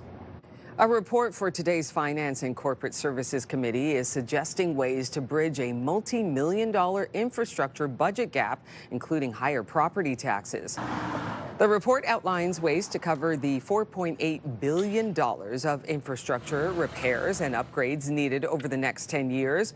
Those include replacing aging roads, parks, and recreation facilities, as well as enhancing services and building new infrastructure between this year and 2035 to help meet the funding requirements. Staff recommends a dedicated infrastructure levy added to property taxes. It would add about $46 a year to the average bill. Another recommended option is selling off aging city facilities. Prime Minister Mark Carney has announced the launch of a National Unity Council to help tackle rising anti-Semitism in the country. The council has a clear mission to combat racism and hate in all their forms. Our actions must be local. And they start with clearly admitting that Canada's civic compact is failing Jewish Canadians. And they extend to all Canadians. Carney spoke at one of Toronto's oldest synagogues just weeks after members of the city's Jewish community were shot at with a replica gun. Minister of Culture Mark Miller will lead the council, which will include former Olympic gold medalist Katrina Lemay-Doan, tasked with studying what's causing the surge in anti-Semitism and improved data collection on these hate incidents. Ottawa police continue to search for suspects after a chaotic scene at Mooney's Bay. An area councillor is reacting to the incident that sent 2 teenagers to hospital. Key thing about Mooney's Bay Park, it's basically pitch black once the sun sets. There is a path that runs through the park that's lit, but the beach and other places to gather are completely dark. So it's not safe, particularly you can't see what's going on there. But we really haven't had a number of incidents at Mooney's Bay Park. When asked if he would like to see more lights installed at the park, Brockington says it's a difficult balance because he doesn't want to encourage swimming after dark when no lifeguards are on site. No arrests have been made. 10 Ottawa school buses are now equipped with AI-powered cameras watching for drivers illegally passing stop school buses. This is part of a pilot program. 10 school buses are now equipped with cameras that will be collecting data and video to see how often cars fail to stop for a bus with red lights flashing. The data will be reviewed by Transportation Authority and the city to identify hotspot locations for violations. No citations will be issued to drivers during the pilot project. Canada Post workers have voted to accept a new contract, putting an end to a years-long labor dispute that saw Postal Service disrupted multiple times. The union, representing about 55,000 workers, says employees voted more than 85% in favor of the 5-year deal, which includes wage increases in those first 2 years. In a statement, Canada Post thanked Canadians and businesses for their patience over the last 2 years of the labor strife, saying that it will work hard to regain their trust. You will be able to legally enjoy an alcoholic beverage in 9 different Ottawa parks this summer as the city's pilot project continues. Park goers can have wine, beer, or spirits in certain areas of select parks throughout the city until October 31st. While there are 9 parks currently approved for the program, the city says that more could be added throughout the summer. You may have heard of a cat stuck in a tree, but how about a bear cub? I start kind of scaling up the tree, looking up, and I realized that there's a big black ball of fur in the tree. It was a bear, and the cutest thing ever, but also terrifying. Cute, but yes, could be dangerous. Richmond resident Jenny Black went out to let the dogs out yesterday morning, only to see a cub perched on her tree. Black says her daughter heard some rustling from the backyard around 1 in the morning, but thought nothing of it. That's when she suspects the bear got stuck. Black says she called Ottawa Police and Animal Control, which recommended a hands-off approach, allowing the bear to leave on its own when it feels comfortable. 2 iconic Canadian food brands are teaming up for some new summer snacks. Okay, so take a look at these new items on the Beaver Tails menu. That's right, Beaver Tails and Kraft Dinner are collaborating. You can get these 2 items at select Beaver Tails locations. All right, so let's go over them, shall we? The first, called a KD Takeover Beaver Dog. It's an all-beef hot dog wrapped in Beaver Tails pastry, topped with Kraft Dinner and ketchup. The number 1. Number 2 is the TD Takeover Poutine, a loaded poutine with Kraft Dinner, bacon, and chives. They are only available until August 9th, but unfortunately, they aren't on the menu at any Ottawa location right now. And unfortunately is the word used if this does not disgust you or if you're very excited about trying them out. I mean, okay, so I've had Kraft Dinner and hot dogs before, right? But I've never had it on a pastry. Thankfully, it's just the pastry. It's not the cinnamon sugar pastry. But I don't know, maybe it would taste good. I see where they're coming from, because think about this. Remember hot dog pogo? Pogo hot dog? That's basically a pastry. That's right. It's kind of sweet as well, right? The corn dog, that's called, and then you put a little ketchup on, but then you add the Kraft macaroni. Well, you can add the KD, and then you add a little bit of cinnamon, and then I just think it's just overload. But anyway, that's just me. But I see where they're going with it. They're like, why not try it? Let's put it together here and see how people like it. There are some folks who just love savory and sweet. Put it together and they'll eat anything. And some people love like ketchup on everything or Kraft Dinner, or, you know? Well, clearly it works because we're talking about it, we're dissecting it, and I'm sure people at home are doing the exact same thing. Like, Take away the ketchup, but keep the KD and just the dog. Yeah, but you don't put and no cinnamon sugar. Yeah, and no cinnamon sugar. No cinnamon sugar on the pastry, just a plain old pastry. Anyways, to each their own. You know what I want today when I see the forecast? A nice cold glass of water with some ice cubes in it. I wasn't sure which one you were going to choose. All right, we're going with a nice iced water. Or like on an your iced Tuesday. coffee, an iced water. Okay. It's going to be hot outside, above average, 25 today. Very sunny, and the sun setting at 8:44. These late sunsets are making it very difficult for bedtime. 14 degrees now, so we have warmed up even more. Finally warming up in the valley as well, sitting in those double digits, sitting at 13 currently, same within Cornwall, 15 in Montreal. So nice clear skies today. We won't see any rain until Saturday. That's the day we could see a few scattered showers. So fingers crossed it stays that way, because we know weather can change very quickly, but for the most part this week is looking nice and dry and very, very sunny. 25 is your high into your afternoon today, so a beautiful, sunny, stunning day ahead. Above seasonal temps across the region, 24 for Kingston, Brockville, as well as along the Seaway, 25 for us here in Ottawa, same within the valley and over in Montreal. And the 7-day forecast, absolutely beautiful. Sunshine today right through until Friday, and slowly warming up. Tomorrow, 28, 31 on Thursday. Cooling down a little bit, but still above average into Friday and Saturday. Saturday's the day we could see a few scattered showers. Won't ruin the game, though, if you're heading there. We will have a full breakdown, of course, before the game on Friday. Sunday, Monday, we will see more sunshine and temperatures staying nice and hot. On your drive in right now, we do have a collision westbound on the 417 at Maitland. That has been cleared. It also has been cleared on Kirkwood Avenue at Carling, but we do have a disabled vehicle right now eastbound on the Queensway at Eagleson. It is slowing things down. And a broken down bus on St. Patrick Street at King Edward, also creating some volume. Eastbound on the 417, heavy, the 416 split in through Woodruff. Heading west on the Queensway, volume approaching Greenbank as well as Ramseyville and Nicholas. And westbound, we are seeing volume 174 between 10th line and the 417 split. So we do have some volume currently still on the Queensway. And coming up, we introduce you to a local grade 12 student who is one of just 20 students nationwide to receive a prestigious TD scholarship for community leadership. She's standing by in the Your Morning Ottawa Lazy Boy Lounge. Here's a live look through our Centennial Glass Skycam this morning. Sunny and hot into your afternoon, sitting at 13 degrees right now with a high of 25 later on today. Good morning, Ottawa. It is 8:12.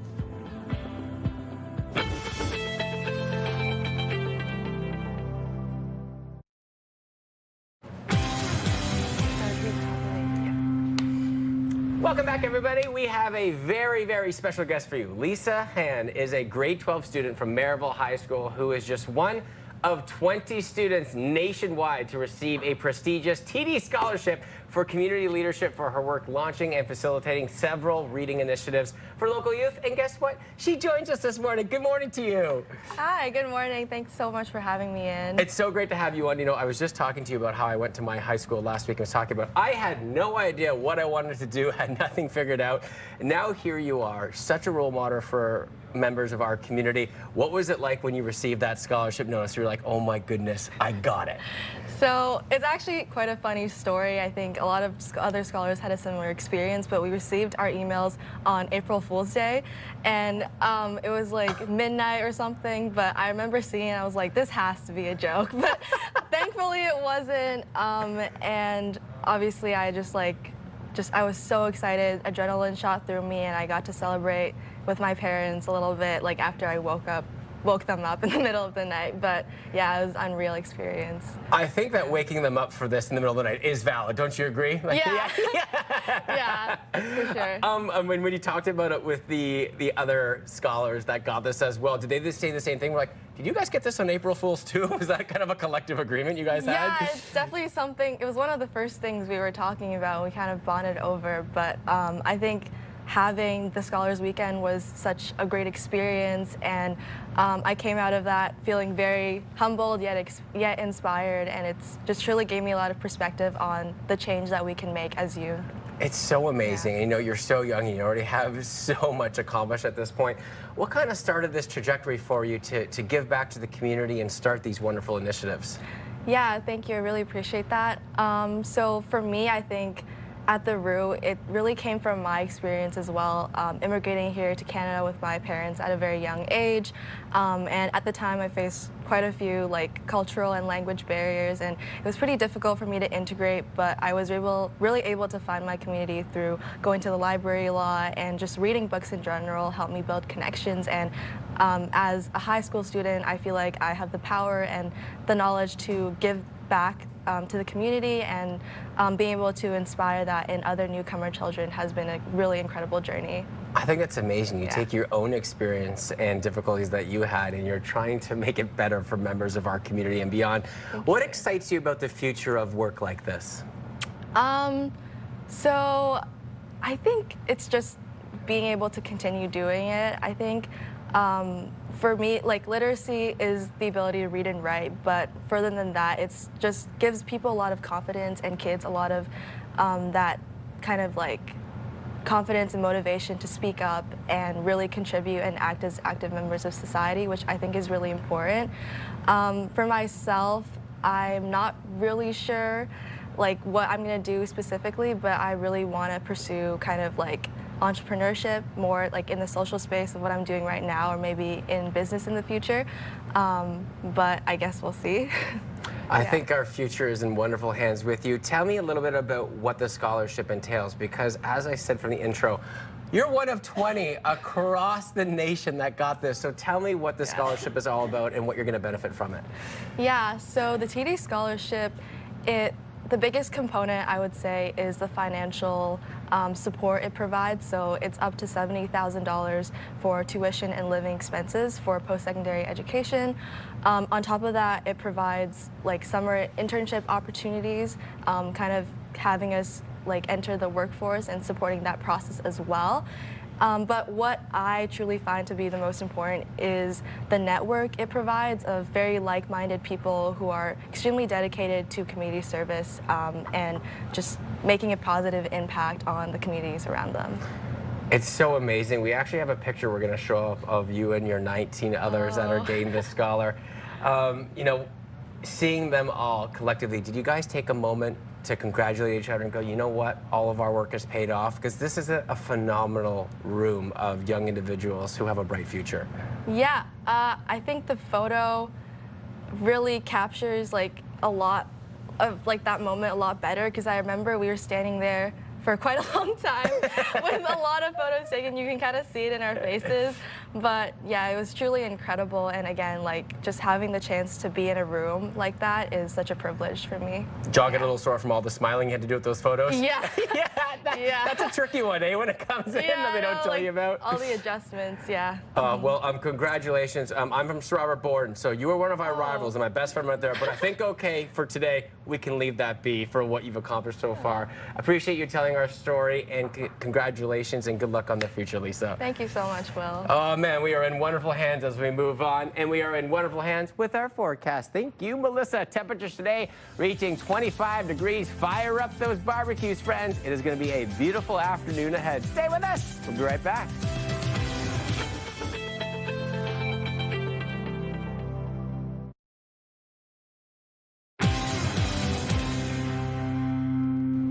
It's time again to once double the love and donate to the Adult Fund Superstores charitable campaign, and AFS will match your donation. Joining me in studio to tell us more, we have Scarlett from AFS and Marina from the Amethyst Center. Good morning to you both. Good morning. Okay, first of all, tell us a little bit about the Amethyst Center. It's a little bit of a mouthful to say. Amethyst Center, Ottawa. So we are a feminist center. We are non-residential. It's a day center, beautiful heritage building in Sandy Hill. And what we do is provide specifically addiction services, but we provide unique addiction services in the sense that they are specifically made for women and gender diverse people with an ethos that is not so focused on, let's say, substance use, gambling, or a variety of addiction behaviors, but much more on women's shared experiences of oppression and how that informs their coping mechanisms. And why did you guys choose the Amethyst Center this time, Scarlett? We chose them because they're unique. So it's not just about addictions and overcoming addictions. It's about coming together as a community of women and it really empowering each other. I love that. And tell us more about the walk, because you have an upcoming walk. Yeah, so June 20, we will be meeting at the Human Rights Monument on Elgin Street. And this is a walk to celebrate women and gender diverse people that have gone and are going through a lot, increasingly more in this province that is underfunding community mental health care services. So we will be celebrating our community and also getting together to condemn how life is increasingly hard. Yeah, it is. Tell us about some of the services as well that you offer at the center. So we have health promotion. So we go out in communities that perhaps don't have access or are maybe not ready to speak about addiction or address addiction. So we go to communities that don't have access to that and provide skills, tool sets, workshops. We have a series of specific programs for women and gender diverse people that have survived sexual abuse. We have a program called Adult Children of Dysfunctional Families. So they are specific long-term programs where women and non-binary people can connect and name their stories, name the common experiences. And something else that I'm quite proud of to say is that we are one of the few centers perhaps in Canada that can offer long-term individual therapy services that are free, that are accessible in English, French, online, in person. A lot of incredible work in our community. And tell us why it's important to donate right now, because you guys match the donations. Yeah, we match the donations, so no purchase necessary. You can come into the store. It's very important just to be out there and come together as a community and support each other. So you can go in right now to AFS, make any donation. You don't need to buy anything, and it will get matched dollar for dollar, which is wonderful. Wonderful, yes. And what does it mean to you to partner with AFS? It's such an incredible, fun partnership. I think this is the third year we're doing this, and receiving the very incredible donations we have received through an empowering shop that offers fun, empowering services. It allows us to build diverse programming, maintain, sustain that programming, and make our services more accessible. Wonderful. Thank you both so much for joining us today. And again, you can head online for more information. Will. All right. So coming up, we head up to our Capital Barbecue patio as the co-owners of Crooked Rubs join us to showcase some of their products and maybe get some grilling tips as well. And it is a beautiful day for it. Can't wait for that coming up. Oh, I can smell it from here. Or can I? You'll never know. Look at outside. Beautiful sunshine-filled temperatures already in the mid-teens, climbing up to 25 this afternoon. Stay with us. We'll be right back with your news headlines, your weather forecast, and, of course, some fun.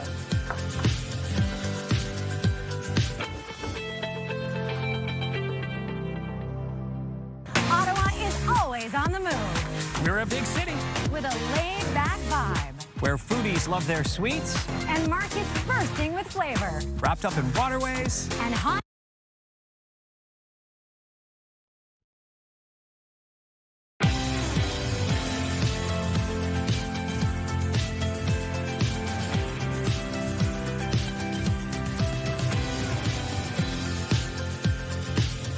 It is 8:30. Come on in. I'm Rosie Edda. I'm Will Yellow. And I'm Melissa Lamb. And we're feeling a little hungry.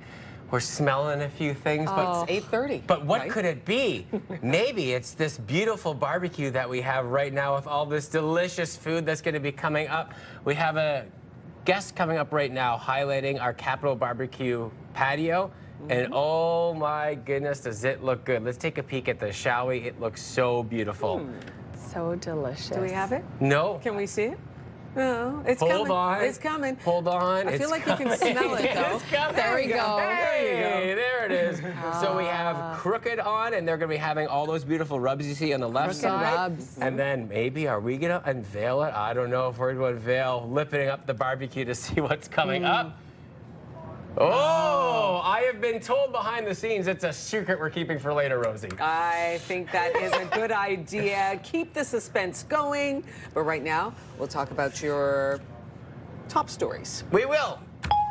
The proposed high-speed rail line between Ottawa and Montreal is facing a brand new roadblock. Some Eastern Ontario communities are refusing to grant the Crown Corporation access to municipal land, which poses a challenge to studying where the Alto line should or could go. Alto has not said where it is planning to build the first line connecting Ottawa and Montreal, but mayors in Eastern Ontario believe that the requirement to sign NDAs says the opposite. Clarence Rockland Mayor Mario Zanth says the Alto line cutting through his city would result in at least 14 roads becoming blocked and less access for emergency services. Alto has said that it would prefer the high-speed rail project follow existing corridors. A potential option that has Zanth worried is the former rail bed turned recreational trail running through the Strait of Bourget. The fact that they want us to sign an NDA means that they know exactly where this is going, and they just don't want to tell us. That's not a transparent way to essentially get access to a community. There is a secondary map. This is one that follows the 417, and I think most mayors are actually urging them to follow the 417, cross over, take the 401. That is where the train belongs. That is where Via Rail goes, and it works perfectly fine. The City of Ottawa signed an NDA with Alto as of December 12, 2025. But as of late March, they say that it does not have the list of landowners that are being approached or any information identifying specific locations for these site investigations. A report for today's Finance and Corporate Services Committee is suggesting ways to bridge a multi-million-dollar infrastructure budget gap, including higher property taxes. The report outlines ways to cover the $4.8 billion of infrastructure repairs and upgrades needed over the next 10 years. Those include replacing aging roads, parks, and recreation facilities, as well as enhancing services and building new infrastructure between this year and 2035. To help meet the funding requirements, staff recommends a dedicated infrastructure levy added to property taxes. It would add about $46 a year to the average bill. Another recommended option is selling off aging city facilities. Prime Minister Mark Carney has announced the launch of a National Unity Council to help tackle rising anti-Semitism in the country. The Council has a clear mission to combat racism and hate in all their forms. Our actions must be local. And they start with clearly admitting that Canada's civic compact is failing Jewish Canadians. And they extend to all Canadians. Carney spoke at one of Toronto's oldest synagogues just weeks after members of the city's Jewish community were shot at with a replica gun. Minister of Culture Mark Miller will lead the council, which will include former Olympic gold medalist Katrina Lemaidon, tasked with studying what's causing the surge in anti-Semitism and improve data collection on these hate incidents. Conservative leader Pierre Poilievre's request for an emergency debate on the state of Canada's economy has been denied, giving more fuel to the debate over a possible recession. This side of the House understands that. We will control what we can control. The leader of the opposition should stop running down Canada and join us. It's the Liberal Prime Minister that's running down our economy and then running away from accountability for it. Where is he anyway? The Speaker of the House said the request did not meet requirements for an emergency debate. StatsCan says Canada's economy contracted slightly for 2 straight quarters, meeting the technical definition of a recession. But Prime Minister Mark Carney has yet to take questions on whether Canada is facing a real recession. U.S. President Donald Trump has signed a proclamation to adjust tariffs on some steel and aluminum products. The proclamation will reduce the tariff on some steel, aluminum, and copper imports from 25% to 15%. This tariff cut would mostly affect agricultural equipment in a move to help farmers facing higher costs due to the Iran war. Foreign companies can qualify for a 10% tariff rate if their equipment contains 85% U.S. steel or aluminum. The change comes into effect next Monday until the end of 2027. Canada-U.S. Trade Minister Dominic LeBlanc will be in Washington today to meet with U.S. Trade Representative Jameson Greer. And it's official, Serena Williams is returning to professional tennis.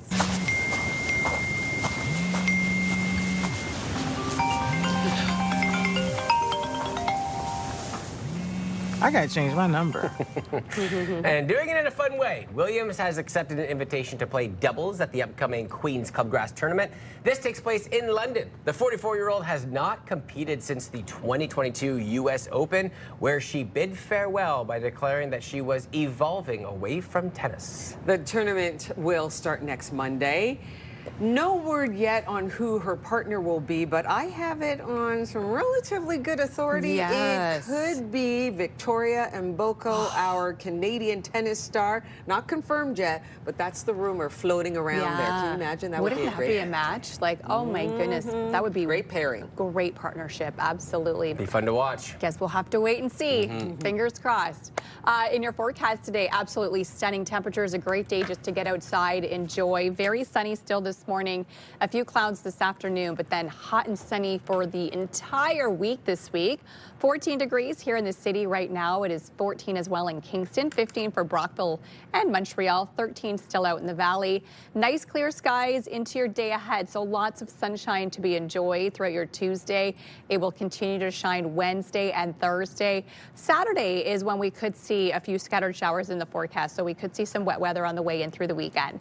25 for us here in the city today, 24 for Cornwall, Brockville, 25 out in the valley as well. So temps really in those mid-20s throughout most of the region, 22 in Mont-Tremblant, 24 over in Kitigan, DB. And it will get even hotter into tomorrow and in through the end of the work week. 28 is your high for Wednesday, mix of sun and cloud. Pure sunshine on Thursday with a high of 31 degrees. Then into the weekend, temps in those mid-20s. We could see some scattered showers on Saturday, just a slim chance, so it won't ruin the game if you are planning to head to the Red Blacks home opener. And on your roads this morning, lots of collisions out there. There's a disabled vehicle eastbound on the Queensway at Eagleston. That has been cleared, but still a broken down bus westbound at St. Patrick and King Edward. On the highways, eastbound on the 417, slowdowns at the 416 split in through Woodruff. Heading west on the Queensway, we are seeing volume at Greenbank as well as between Ramseyville Road and Nicholas. We're also seeing buildup westbound on the 174 between 10th line and the 417 split. The Champlain Bridge, we're seeing stop and go traffic. All other bridges are moving well. Riverside and Bank, we're also seeing lots of congestion. Construction is slowing things down in all directions, and construction also continues on the 417 and Greenbank in both directions, so you will see delays throughout your drive. It's graduation season, and we've teamed up with Charm Diamond Centers to give your grad a gift they will cherish forever. Visit ctvottawa.ca and upload a photo of your graduate to enter for a chance to win a $1,000 gift card to Charm Diamond Centers. Find the perfect graduation gifts at charmdiamondcenters.com. Enter today and good luck. Will. It is finally time. If you're looking to upgrade your weekend cookouts, look no further than your own backyard. Joining us today is the team behind Crooked Rubs, a proudly family-owned Canadian-made seasoning. We got co-owners Brent and Fallon Wallace on the Capitol Barbecue Patio. Good morning to the two of you. Good morning. You are also our first guests are going to be using the barbecue today, so I think we're in some good hands. Yeah. Tell me a little bit about your business. So we started, I think we created the brand probably about 15 years ago. And it was just something that started from like our passion of barbecuing and cooking in general. We were kind of creating our own seasonings, created the brand, and then we decided, we had a lot of people asking us to, to try it or to sell it to them and stuff like that. So we sort of created it then. And then kind of family life got busy, so we put it on hold, and about 2.5 years ago, we sort of relaunched the brand. We added new seasonings to it. We have 8 seasonings in our line right now. We started with 4. We still have the OGs, but we added some more for variety. I love that. And I'm making an assumption here, but I imagine the OGs might be used in today's food that we're going to be cooking definitely. up. Yeah, there we go. Okay, so let's get up to what we're going to be cooking today. Sure. What do you got for us? Yeah, so right now we've got a smoked pork butt that we put on last night. So we're just having that ready for today. That's got Shake Some Dust seasoning on it, which is like our all-purpose barbecue rub. You can kind of use it on anything. And then we've got some chicken wings that we did with our Voodoo Baby, which is a Creole-inspired seasoning. This one's on the tame side. It's not spicy. We do have the spicy version of the Voodoo Crutch. And then we've got and then we've got roasted potatoes, and we use our garlic red seasoning. You're saying all the right things. And this one has just become a staple. We use it on everything. We can't even keep it on the shelf. It's no surprise to me whatsoever. Yeah. And we've been teasing this morning. We didn't know exactly what type of food you were going to be bringing on, and now we're very happy. So now walk us through, the professionals. How do we set up this bad boy if we were going to make it ourselves? Yeah, so this one is really easy. All we did was we took the pork butt. We just trimmed it up a bit, took some of the fat off it that we didn't need on there, and then we just layered it with the Shake Some Dust seasoning, which is hiding here somewhere, with the Shake Some Dust seasoning, and that's all it was. We put it on the smoker at 250 degrees. It was on there for about 12 hours or something, I think. At about 165 internal, we just wrapped it, added some apple juice to it just to keep it nice and moist, and then this is the finished product. It just falls apart in your hands. I was going to say, look at that. You're not even working too hard, and it's just falling off. No. Look how amazing that is. And it's just so easy to make.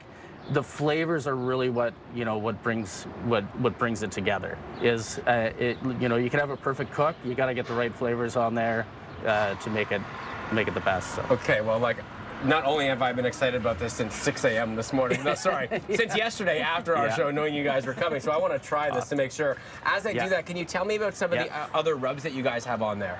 Sure. So we've got Steak It Easy, which is our steak seasoning. And that one was sort of inspired by Montreal type steak seasoning, and it was just requested by us so much from people that we came out with our own version. It is not Montreal steak seasoning, it is our own. And then the Voodoo Crutch that I mentioned earlier, that's a Creole seasoning. It goes on everything, like put it on eggs, put it on popcorn if you want, and that one adds some kick. So it's got some heat to it. That's the one for me. That's it. Oh yeah, I like my spice. So we got Fish Around and Find Out. I think that speaks for itself. We created it as a fish seasoning. Mostly use it on salmon, but it's also pretty versatile. You can even put it on steak. Talk About Chili. That's our taco and chili seasoning. So that one's not hot. What we do is we'll mix that with Voodoo Crutch if we want to add some heat to it. So this is like, you can put ground beef in a pan, just throw some Taco Bell chili in it, add a little bit of water, stir it up, and you got your taco meat. Oh my goodness! I would just like the camera to go here. And during this whole time explanation, all of the meat has now been dispersed into my belly. It is so tender and juicy. Like, do you have special tips to make it that way? I know the rubs and the slow cook, but from the professionals themselves, because that was just amazing. Yeah, thank you. I mean, it's all about time and temperature. And then, like I said, once the meat hits somewhere between 160 and 170 Fahrenheit, it hits a stall where it just kind of doesn't keep going up in temperature. And that's just the fats and the collagens breaking down in the meat, keeps it kind of cool. At that point, we take it off the smoker, we put it in the tin, we just pour some apple juice around it, wrap it tight in tin foil, and put it back on the smoker.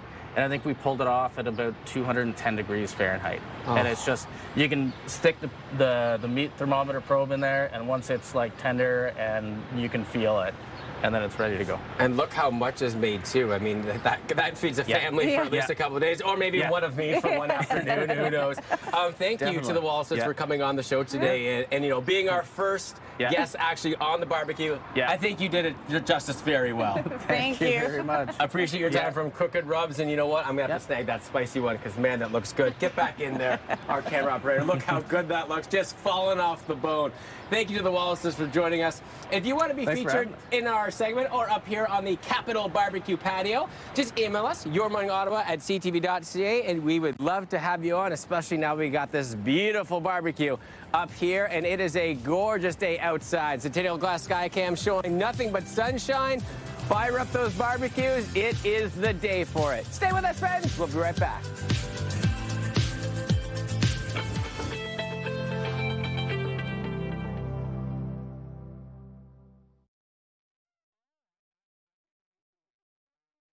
Probably gonna get Orpheus Musical Theatre, Canada's longest-running community musical theatre company, is currently presenting Singing in the Rain at Meridian Theatres at Centrepoint through June 7th, complete with the iconic rain effects on the stage. JT Morris, Orpheus Musical Theatre Managing Director, and cast member Sarah Cousineau are here to tell us about this production that closes out the 2025-26 season. Good morning to you both. Good morning. Okay, Sarah, you know I really wanted to sing that part, Singing in the Rain, but I was classic, like, you have to. But we've got the performer right here. So I didn't want you have to judge my singing you would have done it capabilities. justice. Well, thank you so much. This is a wonderful way, I think, even though it's beautiful, sunny outside, we're talking about singing in the rain. It's a great way to end off the season, isn't it, JT? Absolutely. I mean, it's one that the audiences have just been asking us to do for years. Yes. And as we head into the summer, it's a really good, classic, joyous way for people to get into this season and everything. So I love it. Talk about the season at Orpheus Musical Theatre. How's it been? It's been great. So we had Annie, Jesus Christ Superstar, Singing in the Rain. It's been so successful. I mean, our subscriptions went through the roof, reaching our highest level in 12 years, and the audiences have just loved every show. Sarah, what are you doing on stage in Singing in the Rain? Tell us about your role. So I play Lena Lamont, who is this silent movie star. And then Singing in the Rain takes place when these films are transitioning from silent to talking. And the problem with Lena is she has an unpleasant voice, let's say. Yeah. So maybe you didn't want to hear my rendition of Singing in the Rain after all. But no, a lot of shenanigans ensue because of that. Oh, it's wonderful. Can you tell us about the music? We're seeing some pictures right now, Singing in the Rain on stage there at Orpheus Musical Theatre. But tell us about the music. Tell us about the energy of this performance. Oh, it's truly incredible. I mean, we have an amazing cast and crew, all volunteers. And the show, it has something for everyone. So whether you've seen the movie or not, I mean, there's songs that you'll have stuck in your head for sure, whether or not you've seen the movie. Incredible dance numbers, tap dancing, of course. Yes. Costumes, beautiful costumes, physical comedy, technical effects. All of it together, it's really something special. So you it just really smile. is. You're just I can't not have fun. entertained. It's, I think it's yeah, so exactly. great. It's Okay, a JT, blast. can you please tell me about bringing in the rain on this? It's nuts, right? Again, volunteers put this all together. So it's this series of water pumps and hoses and valves, everything totally hidden from the audience at first. But one of the cool things about our production is we revealed the backstage elements of the show. So you actually see the crew starting the whole mechanism, and then the stage literally just gets soaked with the water, and then they mop it up. Yes. So that's, thank goodness for an intermission. Exactly. JT, tell us about the Schoolhouse program. What's that all about? Yeah, that's something we started a couple of years ago to just really diversify outside of shows and to make sure we were bringing something more to the community. So we do these classes every week for kids aged 6 to 18, and it's all low cost or completely free to ensure accessibility. And we've now expanded it into the summer, launching completely free summer camps for every student attending. This is phenomenal. Yeah, we're really happy about it, and it seems to be quite popular. I mean, more and more kids keep coming. We already have huge demand and about 100 kids over the summer, all there for free. Oh my goodness. Okay, Sarah, you've got a few more performances of Singing in the Rain, and then what comes next for you? Oh, that's a great question. I'm really excited about the next season, so I think I'm definitely going to be auditioning again. We have, I mean, you can talk about the next lineup, but I'm excited for sure. I think that's brilliant. Yeah, we got Frozen, Les Miserables, and Joseph and the Amazing Technicolor Dreamcoat. It's actually our 120th season. Oh, phenomenal to Yeah. know theater, musical theater, alive and well in Ottawa. Orpheus Musical Theater. How can folks get tickets? Absolutely. Hop online, orpheusmusicaltheatre.ca, or give the box office a shout at 613-580-2700. Singing in the Rain So to close good. out the season. JT, Sarah, thank you so much Thank for you, coming Rosie. by, and all the best. Have a great time. Look at that, May 29th, right through to June 7th at Orpheus Musical Theater. You're watching Your Morning Ottawa. Here's a look at our George Street camera. And wow, it's a beautiful sunny day. We're getting up to 25 today, 8:53. We'll be right back to wrap up the show.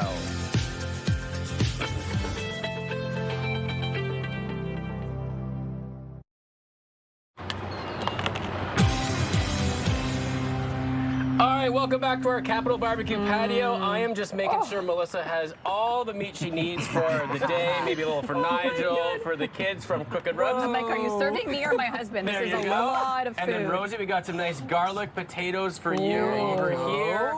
And then the Wallaces, as they devour this, can you tell me a little bit about one of the spices and rubs that you have? Because there's a cool story with this one. Yeah, so this one we developed for the Kempfield Jaguars Football Club, which is the football club that our kids both play for and I coach. And they asked us to do a collab, and we went ahead and did that with them. We developed a seasoning just for the club, and all proceeds from the sales of this seasoning go directly to the football club. We even got their colors in the salt. And the colors are in there. That's amazing. All right, so now let's talk, Rosie, how those garlic potatoes doing? Oh, it's just so flavorful. It's absolutely wonderful. Now I know another thing you can cook on the grill. Potatoes. That's right. Absolutely. Very nice. And then Gorgeous. come over to our other host. How's that The doing? flavor cooked to perfection, and the flavor is just absolutely delicious. Now, I know Nigel's at home probably watching, and he goes, oh, Melissa, we need even more. So there you go. We can top you up there with just a little bit more. And we got enough potatoes. Rosie, why not? Maybe even Another more one. potato. Another one. And another one. Thank you all so much for coming on the show. Thanks for watching. We will see you right back here tomorrow morning at 6 a.m.